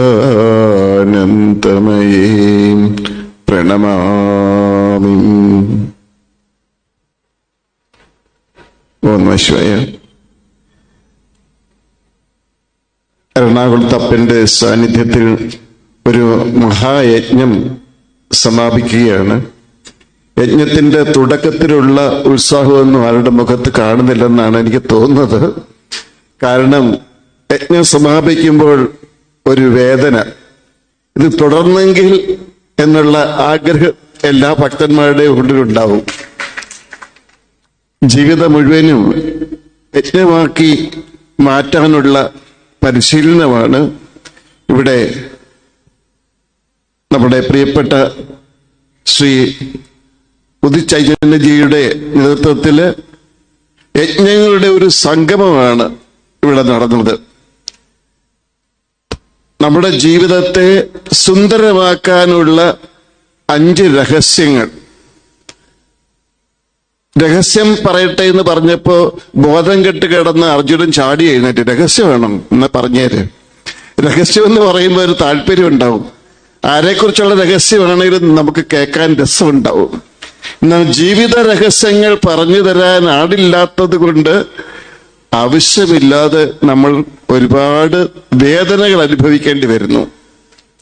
ഈ വേദനകൾക്കുള്ള പരിഹാരമാണ് ഈ ഭാഗവത യജ്ഞത്തിലൂടെ നമ്മുടെ ആചാര്യൻ നിങ്ങൾക്ക് പറഞ്ഞു തന്നത്. പക്ഷെ അത് മറന്നിട്ട് പോകരുത്. വീട്ടിൽ ചെന്ന് എന്ത് ചെയ്യണം, എങ്ങനെ ചിട്ടയുള്ളൊരു ജീവിതം കൊണ്ടുപോകണം എന്ന് അതിൽ നിന്ന് പ്രാവർത്തികമാക്കാൻ നമുക്ക് സാധിക്കണം. അപ്പോൾ നമ്മുടെ 5 രഹസ്യങ്ങൾ പഞ്ചമഹായജ്ഞം എന്ന് പറഞ്ഞ് ഋഷിമാര് പണ്ട് പറഞ്ഞു തന്നു. ദേവയജ്ഞം, ഋഷിയജ്ഞം, പിതൃയജ്ഞം, നരയജ്ഞം, ഭൂതയജ്ഞം. ഈ 5 യജ്ഞങ്ങളും ഇവിടെ നടന്നു കഴിഞ്ഞു. ഇപ്പോൾ ജ്ഞാനയജ്ഞം എന്ന് പറയുമ്പോഴത്തേക്ക്, ദേവയജ്ഞം എന്ന് പറയുമ്പോഴത്തേക്ക് ദേവന്മാരോടുള്ള നമ്മുടെ കടമ നിർവഹിച്ചിരിക്കണം. ദിവസവുമുള്ള പ്രാർത്ഥന, പ്രഭാതത്തിലും സന്ധ്യാസമയത്തും. പ്രഭാതത്തിൽ ശുദ്ധമായ അന്തരീക്ഷമായതുകൊണ്ട് പ്രപഞ്ചശക്തിയെ നമ്മിലേക്ക് ആഗീരണം ചെയ്യാൻ എളുപ്പമുള്ള സമയമായതുകൊണ്ട് ഒരു മെഷീൻ പ്രവർത്തിപ്പിക്കുന്നതിന് മുമ്പ് അതിന്റെ ബാറ്ററി ചാർജ് ചെയ്യുന്നത് പോലെ നമ്മളെ ദിവ്യശക്തി കൊണ്ട് ചാർജ് ചെയ്യുക ആദ്യം പ്രഭാതത്തിലെ പ്രാർത്ഥന. അതേപോലെ സന്ധ്യാസമയത്ത് വിഷലിപ്തമായ തരംഗങ്ങൾ കൂടുതലായതുകൊണ്ട് സന്ധ്യാസമയത്ത് പ്രാർത്ഥനയല്ലാതെ മറ്റെന്ത് ചെയ്താലും ആ വിഷലിപ്തമായ തരംഗങ്ങൾ നമ്മെ കൂടുതൽ ബാധിക്കും, നമ്മളെ രോഗികളാക്കും, ജീവിതത്തെ തകർത്ത് കളയാനും ആ തരങ്ങൾക്ക് ശക്തി ഉണ്ടാവും. അതുകൊണ്ട് സന്ധ്യാസമയത്തും പ്രാർത്ഥന ആവശ്യമാണ്. 2 നേരവും നമ്മൾ ചെയ്യുന്ന പ്രാർത്ഥന ദേവന്മാരുടെ ആഹാരമാണ്. ദേവതകൾ അത് കേൾക്കാൻ കാത്തിരിക്കും. അപ്പോൾ പ്രഭാതത്തിലും സന്ധ്യാസമയത്തും പ്രാർത്ഥിക്കുക. പ്രാർത്ഥിക്കുക എന്ന് പറഞ്ഞു കഴിഞ്ഞാൽ ആവശ്യങ്ങൾ നിരത്തുന്നതിനെ അല്ല പ്രാർത്ഥന എന്ന് പറയുക. പരിശുദ്ധമായ തരംഗങ്ങൾ നമ്മിൽ നിന്നും പ്രസരിക്കുന്നതൊക്കെ പ്രാർത്ഥനയാണ്. അമ്മ പറയാറുണ്ട്, പുഞ്ചിരിക്കുന്ന മുഖം പ്രാർത്ഥനയാണ്, സാന്ത്വന വാക്കുകൾ പ്രാർത്ഥനയാണ്, സാധുക്കളോട് കരുണ കാണിക്കുന്നത് പ്രാർത്ഥനയാണ്. പക്ഷേ പ്രഭാതത്തിൽ ഒരിടത്ത് ഇരുന്ന് നമുക്ക് പ്രപഞ്ച ശക്തിയെ നമ്മിലേക്ക് നിറയ്ക്കാനുള്ള, ആ ശക്തിയെ ആഗിരണം ചെയ്യാനുള്ള പരിശുദ്ധിക്ക് വേണ്ടി ഈശ്വരന്റെ വൈഭവങ്ങൾ സ്മരിക്കുക. അങ്ങനെ നമ്മളെ ചാർജ് ചെയ്യുക. അതിനുശേഷം കർമ്മങ്ങൾ ചെയ്താൽ ആ കർമ്മങ്ങൾക്ക് പൂർണ്ണതയുണ്ടാവും. അത്യധികം പ്രയാസമില്ലാതെ നമുക്ക് എളുപ്പത്തിൽ വിജയിക്കാൻ സാധിക്കും. രണ്ടാമത്തെ ധർമ്മ ഋഷിമാരോടാണ്. ജീവിതത്തിലെ സകല പ്രശ്നങ്ങൾക്കുമുള്ള പരിഹാരം ഋഷിമാർ നമ്മുടെ വേദശാസ്ത്രങ്ങളിലൂടെ പറഞ്ഞു തന്നു. അതെല്ലാം പഠിക്കാൻ ഒരു ജീവിത മുഴുവനും ശ്രമിച്ചാലും ചിലപ്പോൾ സാധിച്ചെന്ന് വരില്ല. പക്ഷേ അതിന്റെ സാരമായ വേദസാരമായ ഭഗവത്ഗീത പഠിക്കാൻ പറ്റും. ഭഗവത്ഗീതയെങ്കിലും പഠിച്ചിരിക്കണം. അതിന്റെ തത്വങ്ങൾ നമ്മുടെ മക്കൾക്കെങ്കിലും പറഞ്ഞു കൊടുത്തിരിക്കണം. ഭഗവത്ഗീത യുദ്ധം ചെയ്യാനല്ലേ പഠിപ്പിക്കുക എന്ന് ചോദിക്കുന്നവരുണ്ട്. യുദ്ധങ്ങളൊക്കെ തുടങ്ങുന്നത് ഉള്ളിലായതുകൊണ്ട് ഉള്ളിലെ യുദ്ധം നിർത്താനുള്ള രഹസ്യങ്ങളാണ് ഭഗവത്ഗീത പഠിപ്പിക്കുന്നത്. മഹാഭാരത യുദ്ധം നടന്നു. പക്ഷേ ഭഗവത്ഗീതയിൽ പറയുന്ന യുദ്ധം ബാഹ്യമായ യുദ്ധത്തെക്കുറിച്ചല്ല, ആന്തരിക യുദ്ധത്തെക്കുറിച്ചാണ്. ആന്തരികമായ യുദ്ധം ഇല്ലാതാക്കിയാൽ ബാഹ്യമായി നമുക്ക് സ്വർഗം സൃഷ്ടിക്കാൻ സാധിക്കും. ജീവിതമാകുന്ന യുദ്ധക്കളത്തെ കളിസ്ഥലമാക്കി മാറ്റി ആസ്വാദ്യകരമാക്കുവാനുള്ള രഹസ്യങ്ങൾ അതാണ് ഭഗവാൻ പറഞ്ഞു കൊടുത്തത്. അതേപോലെ നമുക്ക് പിതൃക്കളോടുള്ള കർമ്മമുണ്ട്. നമ്മൾ അനുഭവിക്കുന്ന സകല സൗഭാഗ്യങ്ങളും നമ്മുടെ പൂർവികരുടെ ശ്രമത്തിന്റെ ഫലമായതുകൊണ്ട് അവരുടെ അനുഗ്രഹവും നമുക്ക് ആവശ്യമാണ്. പിതൃകർമ്മങ്ങൾ നിർവഹിച്ചിരിക്കണം. വീട്ടിൽ പ്രായമുള്ള ആളുകളെ ആദരിക്കണം. അവരെ അടുത്ത് പോയിട്ട് അവരെ സന്തോഷിപ്പിക്കണം. അവരെ കളിയാക്കരുത്. അവർക്ക് ചിലപ്പോൾ കേൾവിക്കുറവുണ്ടാവും, കാണാൻ കാഴ്ചക്കുറവുണ്ടാവും. പക്ഷേ അവരെ ആദരിക്കുന്നതിലൂടെ ഈശ്വരന്റെ അനുഗ്രഹം നമ്മിലേക്ക് പ്രസരിക്കും. അതേപോലെ നരയജ്ഞം, സാധുക്കളോട് നമ്മുടെ സൗഭാഗ്യങ്ങൾ പങ്കുവെക്കാൻ തയ്യാറാവണം. അങ്ങനെ നമ്മുടെ സൗഭാഗ്യങ്ങൾ പങ്കുവെക്കാൻ തയ്യാറായാൽ കൂടുതൽ കൂടുതൽ നമ്മിൽ വന്ന് എത്തിച്ചേരും. ഭൂതയജ്ഞം, നമുക്ക് ഈ ലോകത്തിൽ സന്തോഷത്തോടു കൂടി ജീവിക്കുവാൻ സകല ജീവരാശികളുടെയും അനുഗ്രഹം വേണം. അങ്ങനെ അതിന്റെയൊക്കെ അനുഗ്രഹം കിട്ടുവാൻ നമുക്ക് ഭൂതയജ്ഞം, അമ്മ പറയാറുണ്ട്, പ്രകൃതിയെ നശിപ്പിക്കരുത്. പ്രകൃതിയുടെ അനുഗ്രഹം ഇല്ലാതെ നമുക്ക് ഈ ലോകത്തിൽ സമാധാനമായി ജീവിക്കാൻ സാധിക്കില്ല. ഒരു വൃക്ഷം മുറിച്ചാൽ ഈ ലോകത്തിന്റെ ഏതെങ്കിലും ഒരു കോണിൽ ചില പ്രാണികൾ പ്രാണവായു കിട്ടാതെ പിടഞ്ഞു എന്ന് വരും. കുറച്ചുപേർ അധികം പണക്കാരാകാൻ ശ്രമിക്കുമ്പോൾ കുറെ പേർ പട്ടിണി പാവങ്ങളായി മാറും. കാരണം ആവശ്യത്തിന് മാത്രമേ പ്രകൃതി എല്ലാം തന്നിട്ടുള്ളൂ. അപ്പൊ നമ്മുടെ സൗഭാഗ്യങ്ങൾ പങ്കിടാൻ തയ്യാറാകണം. അതാണ് പ്രകൃതിയിലെ ഓരോ വസ്തുക്കളും നമ്മളെ പഠിപ്പിക്കുന്ന പാഠം. വൃക്ഷം വെയിൽ കൊണ്ടിട്ട് യാത്രികർക്ക് തണലേകുന്നു. അതിന്റെ ഫലം അത് ഭുജിക്കാറില്ല, മറ്റുള്ളവർക്ക് കൊടുക്കുന്നു. ഇങ്ങനെ നമ്മൾ മറ്റുള്ളവർക്ക് കൊടുക്കാൻ തയ്യാറാകുമ്പോൾ എല്ലാ സൗഭാഗ്യങ്ങളും നമ്മളെ തേടിയെത്തുന്നു. ജപ്പാനിൽ നമ്മുടെ ഒരു ആശ്രമമുണ്ട്, 3 ആശ്രമങ്ങളുണ്ട്. ഒന്ന് ഒയിറ്റ എന്ന് പറയുന്ന ഒരു ടൂറിസ്റ്റ് സെന്റർ ആണ്. അവിടെ അഗ്നിപർവ്വതങ്ങളുടെ സ്ഥലമാണെങ്കിലും ടൂറിസ്റ്റുകൾക്ക് വളരെ ഇഷ്ടമാണ്. കാരണം ഹോട്ട് സ്പ്രിങ്സ് ധാരാളം ഉണ്ട് അവിടെ ആ വെള്ളത്തിൽ കുളിച്ചാൽ എല്ലാ വിധത്തിലുള്ള ത്വക്ക് രോഗങ്ങളും മാറും, വേദനകൾ മാറും. അതേപോലെ ആരോഗ്യത്തിന് നല്ലതാണ്. അതുകൊണ്ട് ഈ എല്ലാ സ്ഥലത്തും നമുക്ക് പുക മുകളിലോട്ട് പോകുന്ന കാണാം. അവിടെ അവരൊരു ബാത്റൂം ഉണ്ടാക്കും. അതേപോലെ ടൂറിസ്റ്റുകൾ അവിടെ വന്ന് പൈസ കൊടുത്തിട്ട് കുളിച്ചിട്ട് പോകും. അത് ഹോട്ടലുകളിലും എല്ലാം ഉണ്ട്. അപ്പൊ ആ സ്ഥലത്ത് നമുക്ക് ഒരു ഷിൻഡോ ടെമ്പിള് അമ്മയ്ക്ക് കൊടുത്തതാണ്. ആ ഷിൻഡോ ടെമ്പിൾ എന്ന് പറയുന്നത് ജപ്പാൻ മിക്കവാറും ബുദ്ധിസ്റ്റ് ടെമ്പിള് ഷിൻഡോ ടെമ്പിളാണ് അവരുടെ ട്രഡീഷണൽ പരമ്പരാഗതമായ മതം. അതായത് പിതൃക്കളെ പൂജിക്കുന്ന സ്ഥലം. അപ്പം പിതൃക്കളെ പൂജിക്കുന്ന ആ ഷിൻഡോ ടെമ്പിൾ, അവിടെ നമ്മുടെ ദേവതകളുമുണ്ട്, കുറെ ദേവതകളുണ്ട്. പക്ഷെ പൂജ ചെയ്യുന്നത് പിതൃക്കൾക്കാണ്. അപ്പൊ യോഗീശ്വരന്മാർ, നമ്മൾ യോഗീശ്വരന്മാരെ പൂജിക്കുന്നത് പോലെ അവർ പിതൃക്കളെ പൂജിക്കുന്നു. അങ്ങനെയുള്ള ടെമ്പിൾ നമുക്ക് തന്നു. അത് നമ്മുടെ ഇവിടുത്തെ സാധാരണ നമ്മൾ പൂജിക്കുന്ന ടെമ്പിൾ പോലെ ആക്കി. കാളിയാണ് പ്രതിഷ്ഠ. ആ സ്ഥലത്ത് ഒരു കാടുണ്ട്. കാട് എങ്ങനെ ഉണ്ടായെന്ന് ചോദിച്ചാൽ അതിനൊരു കഥയുണ്ട്. സമയമില്ലാത്തതുകൊണ്ട് ഞാൻ വളരെ ചുരുക്കി പറയാം. അതായത് ആ സ്ഥലത്തിനടുത്ത് ജീവിച്ചിരുന്ന ഒരു പെൺകുട്ടി ദിവസവും ഈ അമ്പലത്തിനടുത്ത് വന്നിരുന്ന് പുല്ലാങ്കുഴൽ വായിക്കുമായിരുന്നു. 10 വയസ്സുള്ള ഒരു പെൺകുട്ടി, ജാപ്പാനീസ് ടൈപ്പ് ഫ്ലൂട്ട്. അത് വായിക്കുമ്പോൾ അവൾ വായിച്ചത് മനുഷ്യരെ കേൾപ്പിക്കാനല്ല, ഈശ്വരനെ കേൾപ്പിക്കാനല്ല, വൃക്ഷങ്ങളെ കേൾപ്പിക്കാൻ. അതിനു ചുറ്റിനുമുള്ള വൃക്ഷങ്ങളെ കേൾപ്പിക്കാൻ വേണ്ടി അവൾ ഫ്ലൂട്ട് വായിക്കാറുണ്ടായിരുന്നു. അങ്ങനെ വീടിന്റെ തൊട്ടടുത്തായതുകൊണ്ട് ഇവൾക്ക് ഒറ്റയ്ക്ക് വരാം, സന്ധ്യ ആകുന്നതിന് മുമ്പ് വീട്ടിൽ തിരിച്ചു പോകും. ഒരു ദിവസം അച്ഛനും അമ്മയും എവിടെയോ പോയ സമയത്ത് ഇവൾ അവിടെ ഇരുന്നു, തിരിച്ചെത്തിയില്ല. അച്ഛനും അമ്മയ്ക്കും ഭയങ്കര ഭയമായി. സന്ധ്യയായി കഴിഞ്ഞു. അവർ വന്ന് നോക്കുമ്പോൾ ബോധരഹിതയായി കാടിനുള്ളിലുള്ള നമ്മുടെ വനദുർഗയുടെ ക്ഷേത്രം പോലെയുള്ള വനദേവതയുടെ ക്ഷേത്രത്തിന്റെ മുന്നിൽ ബോധമില്ലാതെ കിടക്കുന്നു. തലയിൽ ഒരു പൂക്കൾ കൊണ്ടുള്ള കിരീടം, കഴുത്തിൽ പൂക്കൾ കൊണ്ടുള്ള ഒരു മാല. ഇവളെ വിളിച്ചുണർത്തി. അവൾക്ക് സംസാരിക്കാൻ സാധിക്കുന്നില്ല, ചിരിച്ചുകൊണ്ടിരിക്കുന്നു. വീട്ടിൽ കൊണ്ടുപോയി ചോദിച്ചപ്പോഴാണ് അവളുടെ അനുഭവം പറഞ്ഞത്. അതായത് അവൾ ഫ്ലൂട്ട് വായിച്ചുകൊണ്ടിരിക്കുമ്പോൾ വനദേവത അവിടെ എത്തി. വനദേവത അവൾക്ക് പൂക്കൾ കൊണ്ടുള്ള കിരീടം ചാർത്തി, അതേപോലെ പൂക്കൾ കൊണ്ടുള്ള മാല ചാർത്തി. അവളെ കൈക്ക് പിടിച്ച് കാട്ടിലൂടെ അവിടെ എല്ലാം കറങ്ങി നടന്നു. എന്നിട്ട് തിരിച്ചു കൊണ്ടുവന്ന് അവിടെ ഇരുത്തി. ആ അനുഭവം അവൾ ആസ്വദിക്കുന്നത് അവളുടെ മുഖത്തെ എക്സ്പ്രഷൻസിൽ കൂടെ അച്ഛന്മാർക്ക് മനസ്സിലായി. ഈ കഥ വളരെ മുമ്പ് നടന്നൊരു കഥയല്ല. ഇപ്പോൾ ആ ക്ഷേത്രത്തിൽ വഴിപാട് എന്ന് പറഞ്ഞിട്ട് ആളുകൾ കൊണ്ടുവരുന്നത് വൃക്ഷത്തൈയാണ്. അങ്ങനെ വൃക്ഷത്തൈ നട്ട് അവിടെ ഒരു വലിയ കാടായി. വൃക്ഷങ്ങൾക്ക് പോലും നമ്മളെ അനുഗ്രഹിക്കാൻ സാധിക്കും. ഈശ്വരന്റെ ശക്തി എവിടേക്ക് കൂടിയൊക്കെ നമ്മിൽ എത്തുമെന്ന് നമുക്കറിയില്ല. പ്രാർത്ഥനയാക്കാൻ സാധിക്കാത്തതൊന്നും നമ്മുടെ ഈ ലോകത്തിലില്ല. സ്നേഹത്തോടെ ചെയ്യുന്ന കർമ്മങ്ങൾ മുഴുവനും പ്രാർത്ഥനയാണ്. സ്വാർത്ഥതയോട് ചെയ്യുന്ന കർമ്മങ്ങൾ മുഴുവനും ഭൗതികമാണ്. ഇപ്പോൾ ഈ കഥ ഞാൻ ജപ്പാൻ ഭാഷയിൽ ഒരു മൂവി എടുത്തു. അത് കംപ്ലീറ്റ് ആയിട്ടില്ല. അതിനകത്ത് ആ സ്ഥലത്തുള്ള ആളുകളെ തന്നെ വെച്ച്, ജപ്പാൻകാരെ വെച്ചിട്ടാണ് അഭിനയിച്ചത്.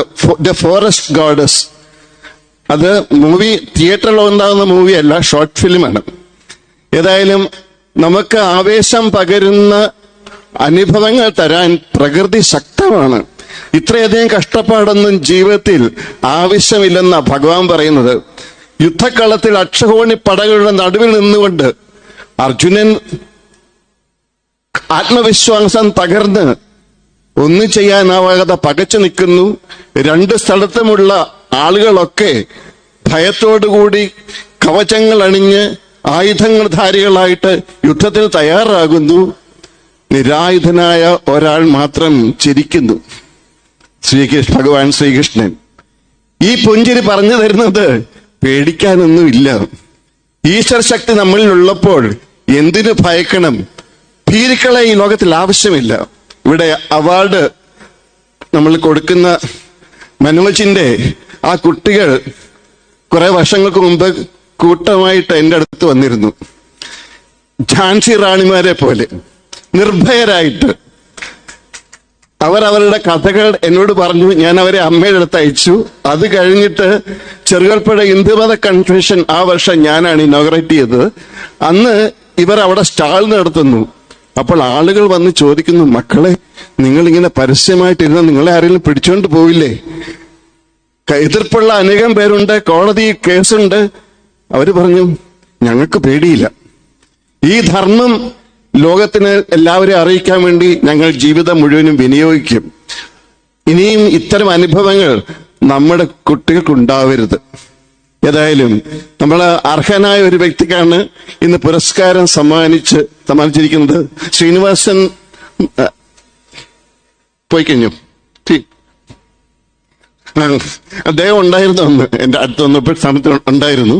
ഏതായാലും നമുക്ക് ഇത്തരം വേദിയിൽ, ഇങ്ങനെയുള്ള യജ്ഞങ്ങളുടെ സംഗമ വേദിയിൽ നമുക്ക് ധാരാളം കാര്യങ്ങൾ ചെയ്യാൻ കൂട്ടായ പ്രയത്നത്തിലൂടെ ഈ യജ്ഞ സമിതിക്ക് സാധിച്ചു. ഞാൻ എല്ലാവരുടെയും പേരെടുത്ത് പറയുന്നില്ല, ഇവർ വർഷങ്ങളായിട്ട് ചെയ്തുകൊണ്ടിരിക്കുന്നതാണ്. അപ്പോ ഏറ്റവും കൂടുതൽ ഈശ്വരാനുഗ്രഹം ഉണ്ടാകുവാനായിട്ട് നമുക്ക് ഇത്തരം യജ്ഞങ്ങൾ വീണ്ടും വീണ്ടും തുടരാം. അതിനൊരുമിച്ച് പ്രവർത്തിക്കാം. അതിന് അമ്മയുടെ അനുഗ്രഹം ഉണ്ടാവട്ടെ. നശമായി. ചടങ്ങിൽ അനുഗ്രഹ ഭാഷണം നടത്തിയ പൂജനീയ സ്വാമി പൂർണ്ണാമൃതാനന്ദപുരി സ്വാമിജികൾക്ക് കൂപ്പുകൈ പ്രണാമം അർപ്പിക്കുന്നു. അടുത്തതായി ചടങ്ങിന് അനുഗ്രഹ ഭാഷണം നടത്തുന്നതിന് വേണ്ടി യജ്ഞാചാര്യൻ സംപൂജ്യ സ്വാമിജി ഉദിത് ചൈതന്യാജി അവരുടെ ഭക്തിയാദരപൂർവ്വം ക്ഷണിച്ചുകൊള്ളുന്നു. സുഹൃതയജ്ഞത്തിന്റെ സമ്പൂർണതയിലേക്ക് നമ്മൾ കടക്കുകയാണ്. ഏറെ ധന്യമായ അനുഗ്രഹീതമായ സായം സന്ധ്യ. ഒരു വശത്ത് എറണാകുളത്തപ്പന്റെ ദീപാരാധനയിൽ നിറഞ്ഞു നിൽക്കുന്ന അന്തരീക്ഷം, ഭഗവാന്റെ പവിത്ര മണ്ണിൽ പൂർണ്ണാനന്ദ സ്വാമിജിയും അതുപോലെ ശ്രീ ഹരിശ്ചന്ദ്രജിയും അതുപോലെ മനോജ്ജി ഇന്ന് ആദരിക്കപ്പെടേണ്ട വ്യക്തിത്വം, അതുപോലെ മറ്റ് മഹത് വ്യക്തിത്വങ്ങൾ. ഇവിടെ നമ്മളെ സംബന്ധിച്ച് ഇന്ന് ഒരു നിറവാണ്, പൂർണ്ണതയാണ്. ഇവിടെ നിന്ന് നമ്മൾ ഒരുപാട് ആശയങ്ങളും അറിവും അനുഭവവും കൊണ്ടുപോവാണ്. എന്താണ് സുകൃതം എന്ന് ചോദിച്ചാൽ 4 തരം വ്യക്തിത്വങ്ങൾ നമുക്ക് മഹാഭാരതത്തിൽ കാണാൻ സാധിക്കും, എല്ലാറ്റിലും കാണാൻ സാധിക്കും. ഇതിന് പറയുക പ്രാകൃത വ്യക്തിത്വം, ദുഷ്കൃത വ്യക്തിത്വം, വൈകൃത വ്യക്തിത്വം, സുകൃത വ്യക്തിത്വം. അതിൽ പ്രാകൃത വ്യക്തിത്വം എന്ന് പറയുന്നത് ധൃതരാഷ്ട്രരാണ്. ധൃതരാഷ്ട്രൻ എന്നാൽ കണ്ണടച്ച് കണ്ടിട്ടും മിണ്ടാതെ ഒന്നും പ്രതികരിക്കാതിരിക്കുന്ന, പുറത്ത് കാഴ്ചയുണ്ട് അകത്തന്തത കൊണ്ട് നടക്കുന്നവര്. ആരും ധൃതരാഷ്ട്രരാവരുത്. നമ്മുടെ ഹിന്ദു സമൂഹത്തിൽ ധാരാളം ധൃതരാഷ്ട്രന്മാരുണ്ട്. പലതും അവരുടെ മുന്നിൽ നടക്കുന്നുണ്ട്, കാണുന്നുണ്ട്. പക്ഷേ പ്രതികരിക്കാനുള്ള കരുത്തും ശക്തിയുമില്ല, തുറന്നു പറയാനുള്ള ഒരു ധൈര്യമില്ല. ഈ തരത്തിലുള്ള ധൃതരാഷ്ട്രന്മാരാവില്ല എന്ന് പ്രതിജ്ഞ ചെയ്യുക. ഞാൻ പ്രതികരിക്കേണ്ടടുത്ത് പ്രതികരിക്കും, മരണം വന്നാൽ പോലും. ധൈര്യമുണ്ടോ? അവിടെയാണ് നമുക്ക് ശക്തി വേണ്ടത്. രണ്ടാമത്തത് ദുഷ്കൃത വ്യക്തിത്വങ്ങളാണ്. ദുര്യോധനനൊക്കെ അങ്ങനെയാണ്. കൂടെ നിന്ന് വഴിതെറ്റിക്കുന്നവര്, കൂടെ നിന്ന് നമ്മുടെ ജീവിതത്തെ എപ്പോഴും കാർന്നു തിന്നുന്നവര്, പാണ്ഡവന്മാരുടെ മനോവീര്യം തകർക്കുന്ന ദുര്യോധനാദികൾ. കൃഷ്ണനെപ്പോലും മനോവീര്യം തകർക്കാൻ പലപ്പോഴും ശ്രമിച്ച ആളാണ് ദുര്യോധനൻ. ഇത്തരത്തിലുള്ള ദുഷ്കൃത വ്യക്തിത്വങ്ങൾ കൂടെയുണ്ടെങ്കിൽ പോലും മനസ്സ് തളരരുത്. അങ്ങനെയുള്ളവരിൽ മനസ്സ് വീഴാൻ അനുവദിക്കരുത്.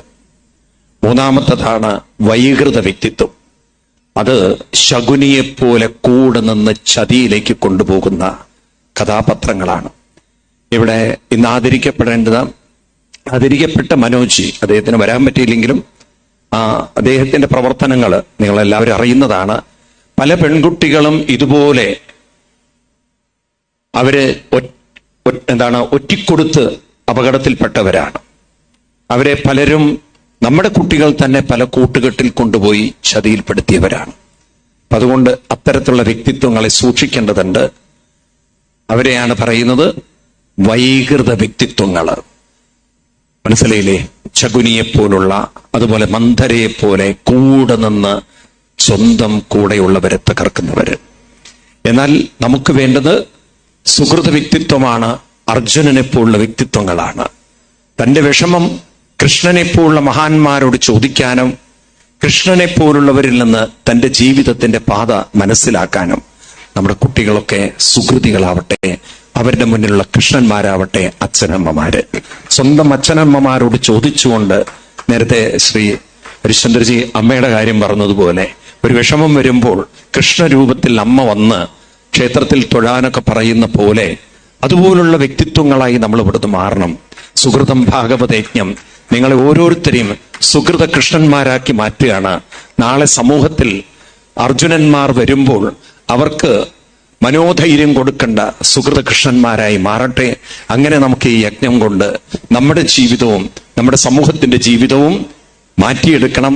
ഞാനൊരിക്കലും ധൃതരാഷ്ട്രനെ പോലെ ആരാവില്ല, ഒരു പ്രാകൃത വ്യക്തിത്വമാവില്ല. ദുര്യോധനെ പോലെ ഒരു ദുഷ്കൃത വ്യക്തിത്വമാവില്ല. ശകുനിയെയും മന്ധരയെയും പോലെ കൂടെ നിന്ന് ഒരാളെയും വൈകൃത വ്യക്തിത്വം ആവില്ല. ഞാനൊരു സുഹൃത വ്യക്തിത്വമായി തീരും. കാരണം സുഹൃത ജീവിതം മധുര ജീവിതമാണ്. സുഹൃത ജീവിതം സുന്ദര ജീവിതമാണ്, സുഹൃത ജീവിതം സാഫല്യത്തിന്റെ ജീവിതമാണ്.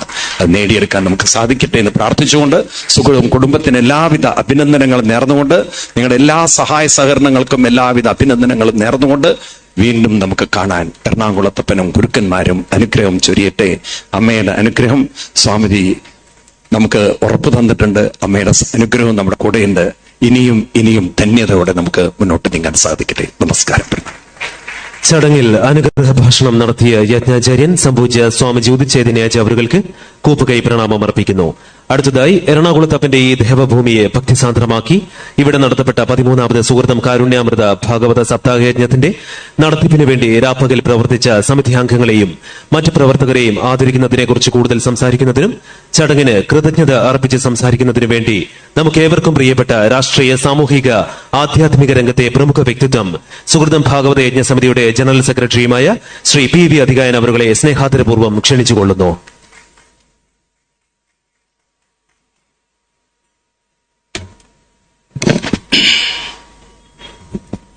ഹരി ഓം.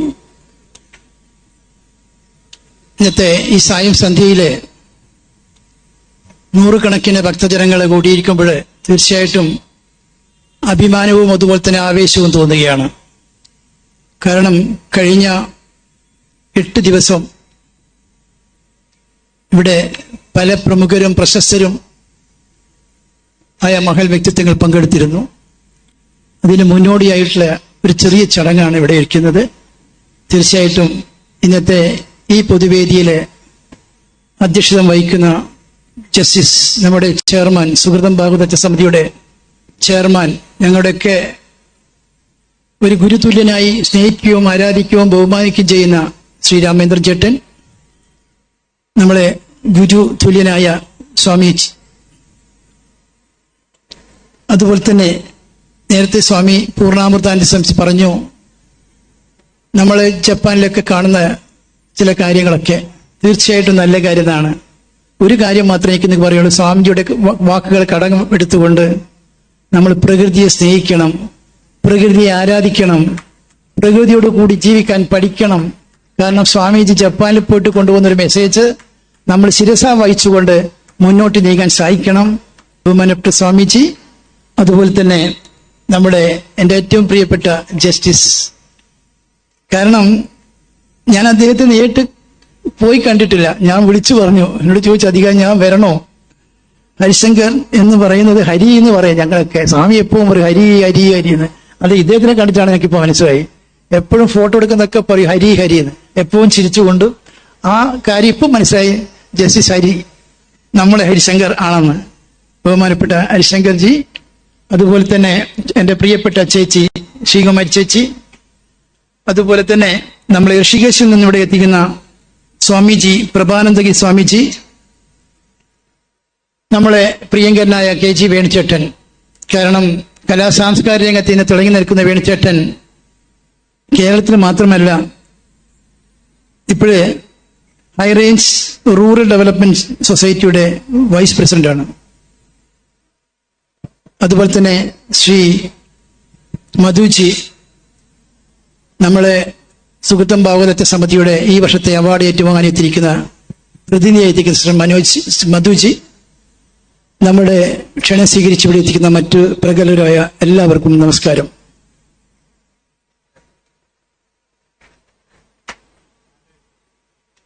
നമ്മൾ ബാലേട്ടൻ പോയോ? ബാലേട്ടൻ ഇവിടെയുണ്ട്. മറ്റു പ്രശസ്തരായ എല്ലാവർക്കും ഞങ്ങൾ ക്ഷണിച്ചു എല്ലാവർക്കും ഒരിക്കൽ കൂടി സ്വാഗതം പറയുകയാണ്. ഞാൻ കുറച്ച് കാര്യങ്ങൾ പറയാം, അതിനുശേഷം നമ്മുടെ പരിപാടിയിലേക്ക് വരാം. കഴിഞ്ഞ ജൂൺ മാസത്തില് നമ്മളൊരു സുഹൃതം ഭാഗവത സമിതിയുടെ സ്വാഗത സംഘം രൂപീകരിച്ചു. നമ്മളെ 13ാമത്തെ വർഷം ആഘോഷിക്കുന്നത് എങ്ങനെയാണെന്നുള്ള രൂപകൽപ്പന ചെയ്യാൻ വേണ്ടി BTHയിലെ ഗോപിച്ചേട്ടൻ നേതൃത്വത്തിലെ പൂജനീയ സ്വാമിജിയുടെ നിർദ്ദേശപ്രകാരം ഞങ്ങൾ കഴിഞ്ഞ 6 മാസം മുമ്പേ ഇതിനുള്ള പ്രവർത്തനങ്ങൾ ആരംഭിച്ചു. നമ്മളെ ചേച്ചിമാര്, എൻ്റെ പ്രിയപ്പെട്ട അനിയത്തിമാര്, അവരുടെ നിസ്വാർത്ഥമായ സേവനങ്ങള് എനിക്ക് തീർച്ചയായിട്ടും ചെറുതായി കാണാൻ പറ്റില്ല. കഴിഞ്ഞ 6 മാസം ഉറക്കവും ഊണും ഉപേക്ഷിച്ചുകൊണ്ട് സുഹൃതത്തിന് വേണ്ടി മാത്രം പ്രയത്നിക്കുന്ന ഒരുപാട് അനിയത്തിമാര് എൻ്റെ വഴക്ക് കേട്ടിട്ട് തിരിച്ചു പറയാതെ എല്ലാം കേട്ടുകൊണ്ട് വളരെ ഗംഭീരമാക്കി തീർത്ത എൻ്റെ സഹോദരന്മാർക്കും എൻ്റെ ബ്രദേഴ്സിനും എല്ലാവർക്കും ഒരിക്കൽ കൂടി പ്രണാമം. സ്വാമീജി ഒരുപാട് കാര്യം നമ്മൾ ഉദിച്ചതിനാൽ സ്വാമീജി കഴിഞ്ഞ 12 വർഷം, ഇപ്പോൾ 13ാമത്തെ വർഷം നമ്മളൊരു യജ്ഞത്തിലേക്ക് കിടക്കുമ്പോൾ സ്വാമീജിയുടെ ആശയങ്ങൾ നമ്മൾ പ്രാവർത്തികമാക്കണമെന്ന് മാത്രം പറയുകയാണ് സ്വാമീജി ചെയ്യുന്നത്. തീർച്ചയായിട്ടും സ്വാമിയുടെ വാക്കുകൾ നമ്മൾ ശിരസ വഹിച്ചുകൊണ്ട് അത് മുന്നോട്ട് പോകുമ്പോൾ നമ്മൾ ഒരുപാട് അഭിപ്രായങ്ങളും ക്രോഡീകരിച്ചുകൊണ്ടാണ് നമ്മൾ മുന്നോട്ട് നീങ്ങുന്നത്. കാരണം സ്വാമീജി പറഞ്ഞു, പലപ്പോഴായി ഞാൻ നേരത്തെ പറയുന്നതാണ്, ആയിരക്കണക്കിന് യജ്ഞങ്ങൾ, സപ്താഹങ്ങൾ, സത്രങ്ങൾ എന്ന് കേരളത്തിന്റെ പല ഭാഗങ്ങളിൽ നടക്കുന്നുണ്ട്. പക്ഷെ ഇതുപോലുള്ള സപ്താഹങ്ങൾ പൂർണ്ണാനന്ദ സ്വാമിജി, ഞാൻ എപ്പോഴും പറഞ്ഞാലും നമ്മളെ പരിപാടി കഴിഞ്ഞ വർഷം ഉദ്ഘാടനം ചെയ്ത് പൂർണ്ണ സ്വാമിജിയായിരുന്നു. ഒരു വൈമനസ്സും കൂടാതെ നമ്മൾ എല്ലാ പരിപാടിക്കും പങ്കെടുക്കുന്നത് തീർച്ചയായിട്ടും നമുക്ക് ഉത്തേജനം നൽകുന്ന കുറെ എനർജി ആണ് സ്വാമിജിക്ക് തരുന്നത്. സ്വാമിജി നമ്മൾ ഉദ്ദേശിച്ച സ്വാമിജി പറഞ്ഞത്, വ്യത്യസ്തമായിട്ട് നമുക്ക് എന്തെങ്കിലും ചെയ്തു കഴിഞ്ഞാൽ ജനങ്ങളിലേക്ക് എത്തിക്കാൻ, കണ്ണീരൊപ്പാൻ, ജനങ്ങളുടെ പാവപ്പെട്ട മനുഷ്യരുടെ കണ്ണീരൊപ്പാൻ നമുക്ക് സാധിച്ചാൽ അതാണ് ഏറ്റവും വലിയ യജ്ഞം എന്ന് പറയുമ്പോൾ, ആ യജ്ഞത്തിൽ കൂടി സാമൂഹ്യ സേവനം എന്നുള്ള സങ്കല്പം നമ്മുടെ മനസ്സിൽ കണ്ടുകൊണ്ട് സ്വാമീജി പറഞ്ഞു, നമ്മൾ സമൂഹ വിവാഹം നടത്തണം.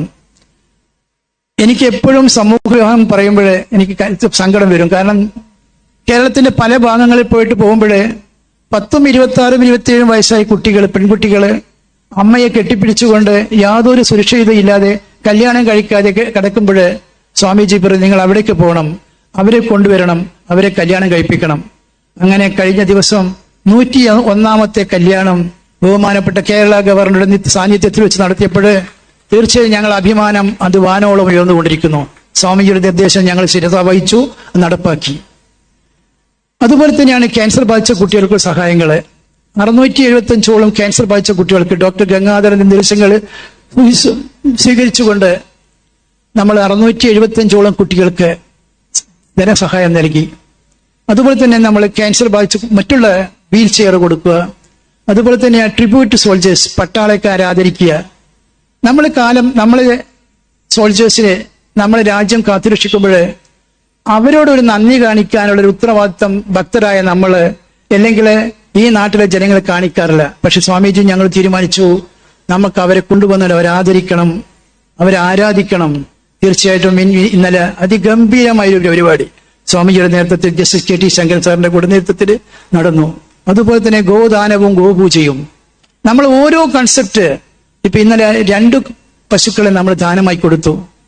അതുപോലെ തന്നെ കലാകാരന്മാരെ ആദരിക്കുന്ന പരിപാടി, അല്ലെങ്കിൽ വ്യത്യസ്തമായ പരിപാടികൾ ആസൂത്രണം ചെയ്ത് നടപ്പാക്കുകയാണ് കഴിഞ്ഞ കുറെ വർഷങ്ങളിൽ സുഹൃതം ചെയ്തുകൊണ്ടിരിക്കുന്നത്.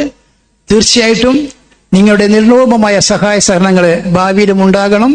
ഇതുപോലുള്ള പരിപാടി ജോയിന്റ് വെഞ്ചറാണ്. ഞങ്ങൾ ഒന്നുമല്ല ചെയ്യുന്നത്. സ്വാമീജി പറയുന്നത് ഞങ്ങൾ ഒരു പട്ടാളക്കാരെന്ന നിലയ്ക്ക്, ഒരു സോൾജർ എന്ന നിലയ്ക്ക് ഞങ്ങൾ സെല്യൂട്ടി സ്വീകരിച്ച് അത് നടപ്പാക്കുകയാണ് ഞങ്ങളും ഞങ്ങളുടെ കുടുംബാംഗങ്ങളും എൻ്റെ അനിയത്തിമാരും എൻ്റെ ബ്രദേഴ്സും ഒക്കെ ചെയ്യുന്നത്. അതിനുള്ള നിർലോഭമായ സഹായ സഹകരണങ്ങളെ നിങ്ങളിൽ നിന്ന് ഉണ്ടാകണമെന്ന് മാത്രം പറഞ്ഞുകൊണ്ട് ഒരിക്കലും ഞാൻ എൻ്റെ കടമയിലേക്ക് കിടക്കുകയാണ്. നന്ദി പ്രകടനം അവസാനം പറയാം.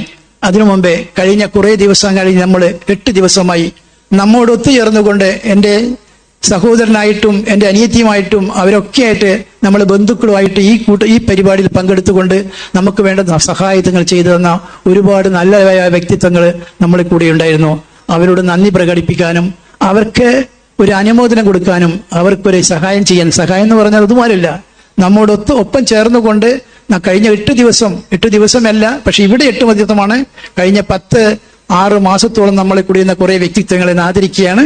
അതിനാദ്യമായി ഞാൻ വിളിക്കുന്നത് നമ്മൾ വേണിച്ചേട്ടൻ കഴിഞ്ഞ എനിക്ക് അതും പ്രയാസങ്ങളുണ്ടായിരുന്നു. നമ്മൾ ഇപ്പം വേണിച്ചേട്ടൻ സ്വാമിയുടെ താമസ സൗകര്യമൊക്കെ ഏർപ്പാട് ചെയ്ത് വേണിച്ചേട്ടന്റെ വീട്ടിലാണ്. സ്വാമി വേണിച്ചേട്ടനെ സ്നേഹപുരസ്സരം ക്ഷണിക്കുകയാണ്.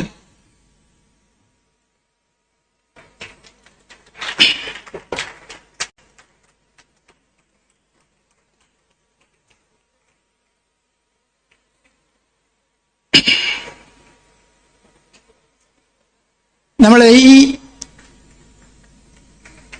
സുഹൃതം ഈ പരിപാടിയിലെ ഏറ്റവും കൂടുതൽ സഹായങ്ങൾ നൽകി കൊടുക്കുന്നത് സായി സമിതിയാണ്, സത്യസായി സമിതി.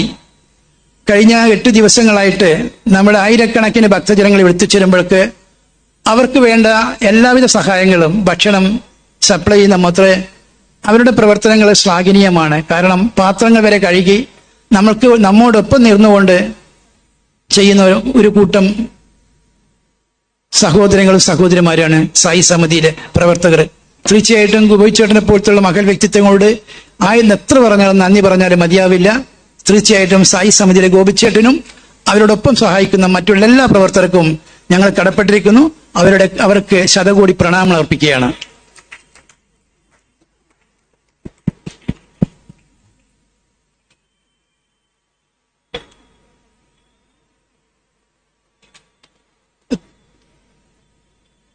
അതിമനോഹരമായ ഈ പന്തല് രൂപകൽപ്പന ചെയ്ത് നമുക്ക് തന്നത് എൻ്റെ പ്രിയപ്പെട്ട കൂട്ടുകാരൻ ശ്രീ ഫ്രാൻസിസ് ആണ്. ഫ്രാൻസിസ്, ഞാൻ പറഞ്ഞു ഫ്രാൻസിസ് ചെയ്യണമെന്ന് പറഞ്ഞപ്പോൾ അദ്ദേഹവും യാതൊരു വൈമനസ്യം കൂടാതെ നമ്മളെ മുന്നോട്ട് വരികയും നമ്മോടൊപ്പം ചേർന്നുകൊണ്ട് കഴിഞ്ഞ കുറേ മാസങ്ങളായിട്ട് നമ്മോടൊപ്പം നിന്നുവന്ന ശ്രീ ഫ്രാൻസിസിന് സുഹൃതം ഭാഗവത സമിതിയുടെ പേരിൽ ഹൃദയംഗമായ നന്ദിയും കടപ്പാട് അറിയിക്കുകയാണ്. അതുപോലെ തന്നെയാണ് അതിമനോഹരമായ ലൈറ്റ് ആൻഡ് സൗണ്ട്, യാതൊരു തടസ്സങ്ങളും കൂടാതെ ഹൃദ്യമായി തന്നെ നമ്മൾ ജനങ്ങളിലേക്ക് എത്തിക്കുന്ന ലൈറ്റ് ആൻഡ് സൗണ്ട്.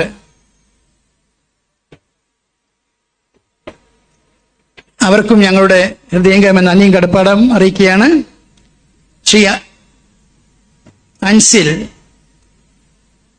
നമ്മുടെ LED വോൾ ഇവിടെ കൊണ്ടുവന്ന് വളരെ അതിൽ തന്നെ നമ്മൾ പ്രകടിപ്പിച്ച ശ്രീ പാർട്ടിക്ക്, അതുപോലെ തന്നെ നമുക്ക് വേണ്ട സെക്യൂരിറ്റി, അതുപോലത്തെ ക്ലീനിങ് മറ്റുമൊക്കെ ചെയ്ത വ്യക്തിത്വങ്ങൾക്ക്,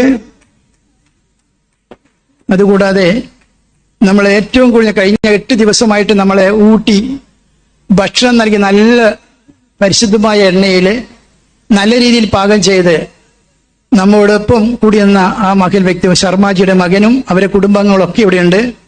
വിപിനും മറ്റു ആൾക്കാരും വളരെ സ്വാദിഷ്ടമായ ഫുഡാണ് നമുക്ക് നൽകി വന്നത്. വിപിന്റെ അച്ഛൻ നഷ്ടപ്പെട്ടു, പക്ഷെ ഞങ്ങൾ അവരെ നഷ്ടപ്പെടുത്താൻ ശ്രമിച്ചിട്ടില്ല. അവരുടെ മകൻ ശർമാജിയുടെ മകൻ വിപിനും മുരളിച്ചേട്ടനൊക്കെ കൂടിയാണ് ഈ ഭക്ഷണം വളരെ നല്ല രീതിയിൽ പാകം ചെയ്ത് നമുക്ക് തന്നത്, എല്ലാ ഭക്തർക്കും എത്തിക്കുന്നത്. ശ്രീ വിപിനും അവരും എല്ലാവർക്കും ഒരിക്കൽ കൂടി ഞങ്ങളെ ഹൃദയം പറഞ്ഞ നന്ദിയും കടപ്പാട് അറിയിക്കുകയാണ്. അതേപോലെ വളരെ നല്ല രീതിയിൽ കഴിഞ്ഞ 8 ദിവസം ശബ്ദങ്ങള് നല്ല പ്രഭിത് അനൗൺസ്മെന്റ് വളരെ ഗംഭീരമായിരുന്നു. പ്രഭിത്ത് അദ്ദേഹത്തെ ബാലേട്ടന്റെ ശിഷ്യനാണ്. ആ പ്രഭിത്തിനെ എത്ര പറഞ്ഞാൽ നന്ദി പറഞ്ഞാലും മതിയാവില്ല. വളരെ നല്ല ക്ലാരിറ്റിയോട് കൂടിയുള്ള സൗണ്ടുള്ള മിസ്റ്റർ പ്രഭിത്തിന് ഞങ്ങളുടെ ഹൃദയംഗമായ നന്ദി അറിയിക്കുകയാണ്. അതുപോലെ തന്നെയാണ് സ്വാമിജിയുടെ 2 ശിഷ്യന്മാര്, ക്യാമറാമാൻ സന്തോഷും ശ്രീകുമാറും. നമ്മുടെ എല്ലാ കാര്യങ്ങളും ജനങ്ങളിലേക്ക് എത്തിക്കാനും ലൈവായിട്ട് കാണിക്കാനും നമ്മൾ സന്തോഷും ശ്രീകുമാറും നമ്മോടൊപ്പം തന്നെ കൂടെ ഉണ്ടായിരുന്നു. അവർക്കും ഞങ്ങളുടെ ഒരു പാരിതോഷം നൽകുകയാണ്. അതുപോലെ തന്നെ ശ്രീ ശങ്കരനാരായണൻ, സ്വാമിജിയോടൊപ്പം ഇവിടെ വായിച്ചുകൊണ്ടിരിക്കുന്ന ശ്രീ ശങ്കരനാരായണൻ, അതുപോലെ തന്നെ പുരുഷോത്തമൻ, ഗോകുൽ ചന്ദ്രൻ, അതുപോലെ തന്നെ മഹേഷ് ഭൈ എന്നിവർക്കും ഞങ്ങൾക്കുള്ള കടപ്പാടും നന്ദിയും അറിയിക്കുകയാണ്.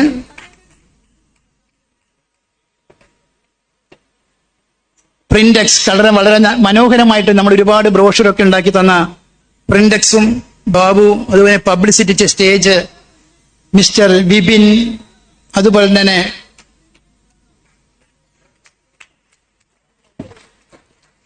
നോട്ടീസ് പ്രിന്റ് ബൈസു, മറ്റൊരുപാട് മഹൽ വ്യക്തിത്വങ്ങൾ നമ്മളെ കൂടെ ഉണ്ടായിരുന്നു. ഞാൻ ദീർഘിപ്പിക്കുന്നില്ല. എനിക്കൊരു കാര്യം മാത്രമേ നിങ്ങളോട് പറയാനുള്ളൂ. കഴിഞ്ഞ 8 ദിവസം ഞങ്ങളിൽ എന്തെങ്കിലും വീഴ്ചകൾ വന്നിട്ടുണ്ടെങ്കിൽ അത് നിർവാച്യം ഞങ്ങൾ ഖേദിക്കുകയാണ്. നിങ്ങൾക്ക് എന്ന് വന്ന എല്ലാ വിഷയങ്ങൾക്കും അതിന്റെ ഉത്തരവാദിത്വം ഒരു ജനറൽ സെക്രട്ടറി എന്ന നിലയ്ക്ക് ഞാൻ ഏറ്റെടുക്കുകയാണ്. തീർച്ചയായിട്ടും നിങ്ങൾ ഞങ്ങൾക്ക് നൽകുന്ന സഹായ സഹകരണങ്ങൾ സ്വാമിജി ഇപ്പോൾ തന്നെ ഓർഡർ ഇട്ട് കഴിഞ്ഞു. അടുത്ത വർഷം 108 കുട്ടികളെ കല്യാണം കഴിപ്പിക്കണം. തീർച്ചയായിട്ടും അതുമാത്രമല്ല, ഗോപൂജയും ഗോദാനവും കൂട്ടണം. ഇതൊക്കെ സ്വാമിജി പറയുന്നത് ഞങ്ങൾ അനുസരിക്കും. തീർച്ചയായിട്ടും സ്വാമിയുടെ അനുഗ്രഹങ്ങൾ ഉണ്ടാകണം മാത്രമേ ഞങ്ങൾക്ക് പറയാനുള്ളൂ. ഒരിക്കൽ കൂടി ഇവിടെ വന്ന ഒരുപാട് അമ്മമാർക്കൊക്കെ ഉണ്ട്, അവർക്കൊക്കെ നമ്മളെ കൊടുക്കുകയാണ്. അതുപോലെ തന്നെ നമ്മളെ കഴിഞ്ഞ കുറേ ദിവസങ്ങളായിട്ട് press, media, police, Cochin corporation, അതുപോലത്തെ ക്ഷേത്രങ്ങള്, എറണാകുളം ശിവക്ഷേത്ര സമിതി, കരയോഗം, അങ്ങനെ വേണ്ട എല്ലാവർക്കും ആരെങ്കിലും വിട്ടുകൂടിയില്ല അവർക്കൊക്കെ സുഹൃതം ഭാഗവത സമിതിയുടെ ഹൃദയംഗമായ നന്ദിയും കടപ്പാടും അറിയിക്കുകയാണ്. അതുപോലെ തന്നെ നമ്മള് സുബ്രഹ്മണ്യ ക്ഷേത്രം, ഹനുമാൻ ക്ഷേത്രം, ഇവരൊക്കെ നമ്മൾ ഒരുപാട് കടപ്പെട്ടിരിക്കുകയാണ്. കല്യാണത്തിന് വേണ്ടി എല്ലാ സഹായം ചെയ്യുന്നത് എറണാകുളം ശിവക്ഷേത്രവും സുബ്രഹ്മണ്യ ക്ഷേത്രവും ഹനുമാൻ ക്ഷേത്രവുമാണ്. അവർക്കൊക്കെ ഒരിക്കൽ കൂടി നന്ദി രേഖപ്പെടുത്തിക്കൊണ്ട് എന്റെ വാക്കുകൾ നിർത്തുന്നു. ഒരിക്കൽ കൂടി എന്റെ ഹരി ഓം. ഇനി സ്ത്രീ വോളണ്ടിയേഴ്സിനെ ലിസ്റ്റാണ് വായിക്കുന്നത്. ബിജി കമ്മത്ത്, സുമ നായർ, പ്രിയ സതീഷ്, ശ്യാമള വിജയൻ,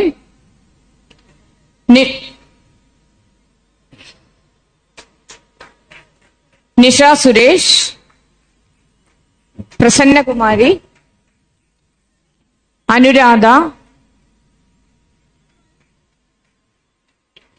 പ്രീണ,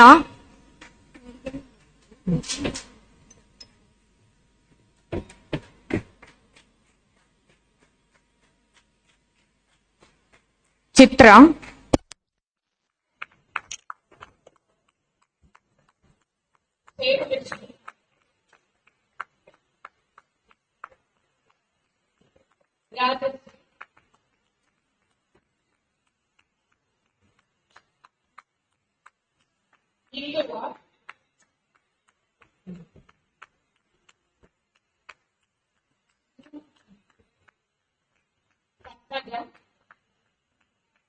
ദൃഷ്ടി, ശ്യാമ,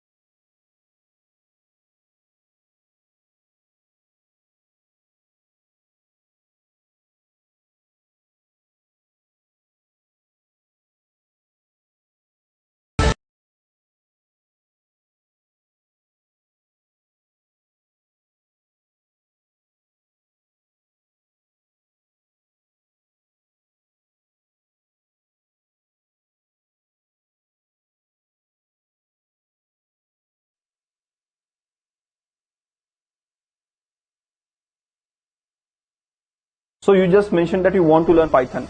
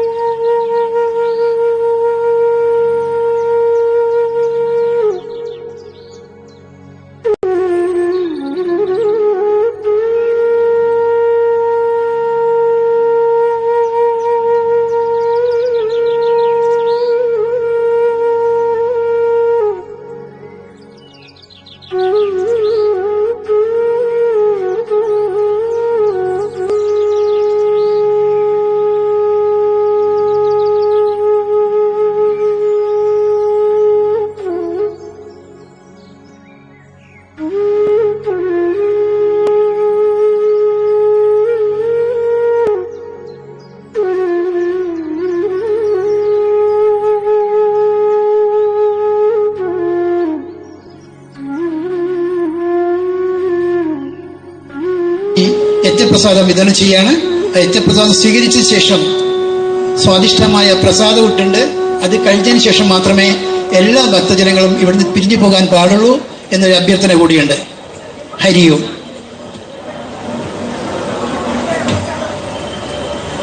ഇതോടുകൂടി ഈ ചടങ്ങ് ഇവിടെ പൂർണ്ണമാകുകയാണ്.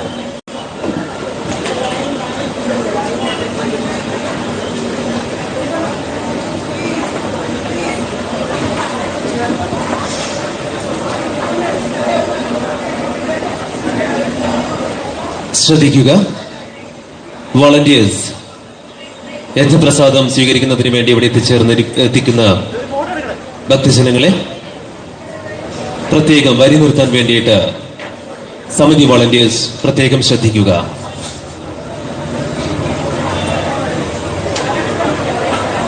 യജ്ഞപ്രസാദം സ്വീകരിക്കുന്നതിന് വേണ്ടി ഭക്തർ വേദിക്ക് ഇടതുവശത്തു കൂടെ വരി നിന്നുകൊണ്ട് വന്നു ചേരണമെന്ന് വിനീതമായി അഭ്യർത്ഥിക്കുന്നു. പ്രത്യേകം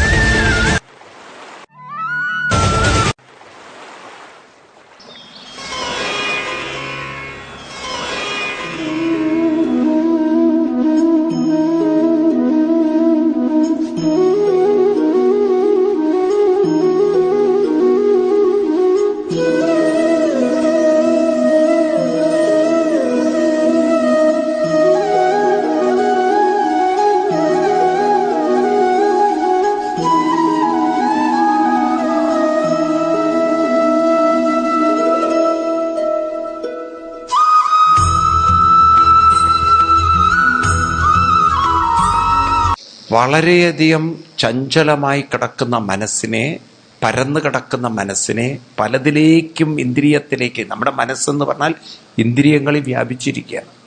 നമ്മുടെ ദേഹം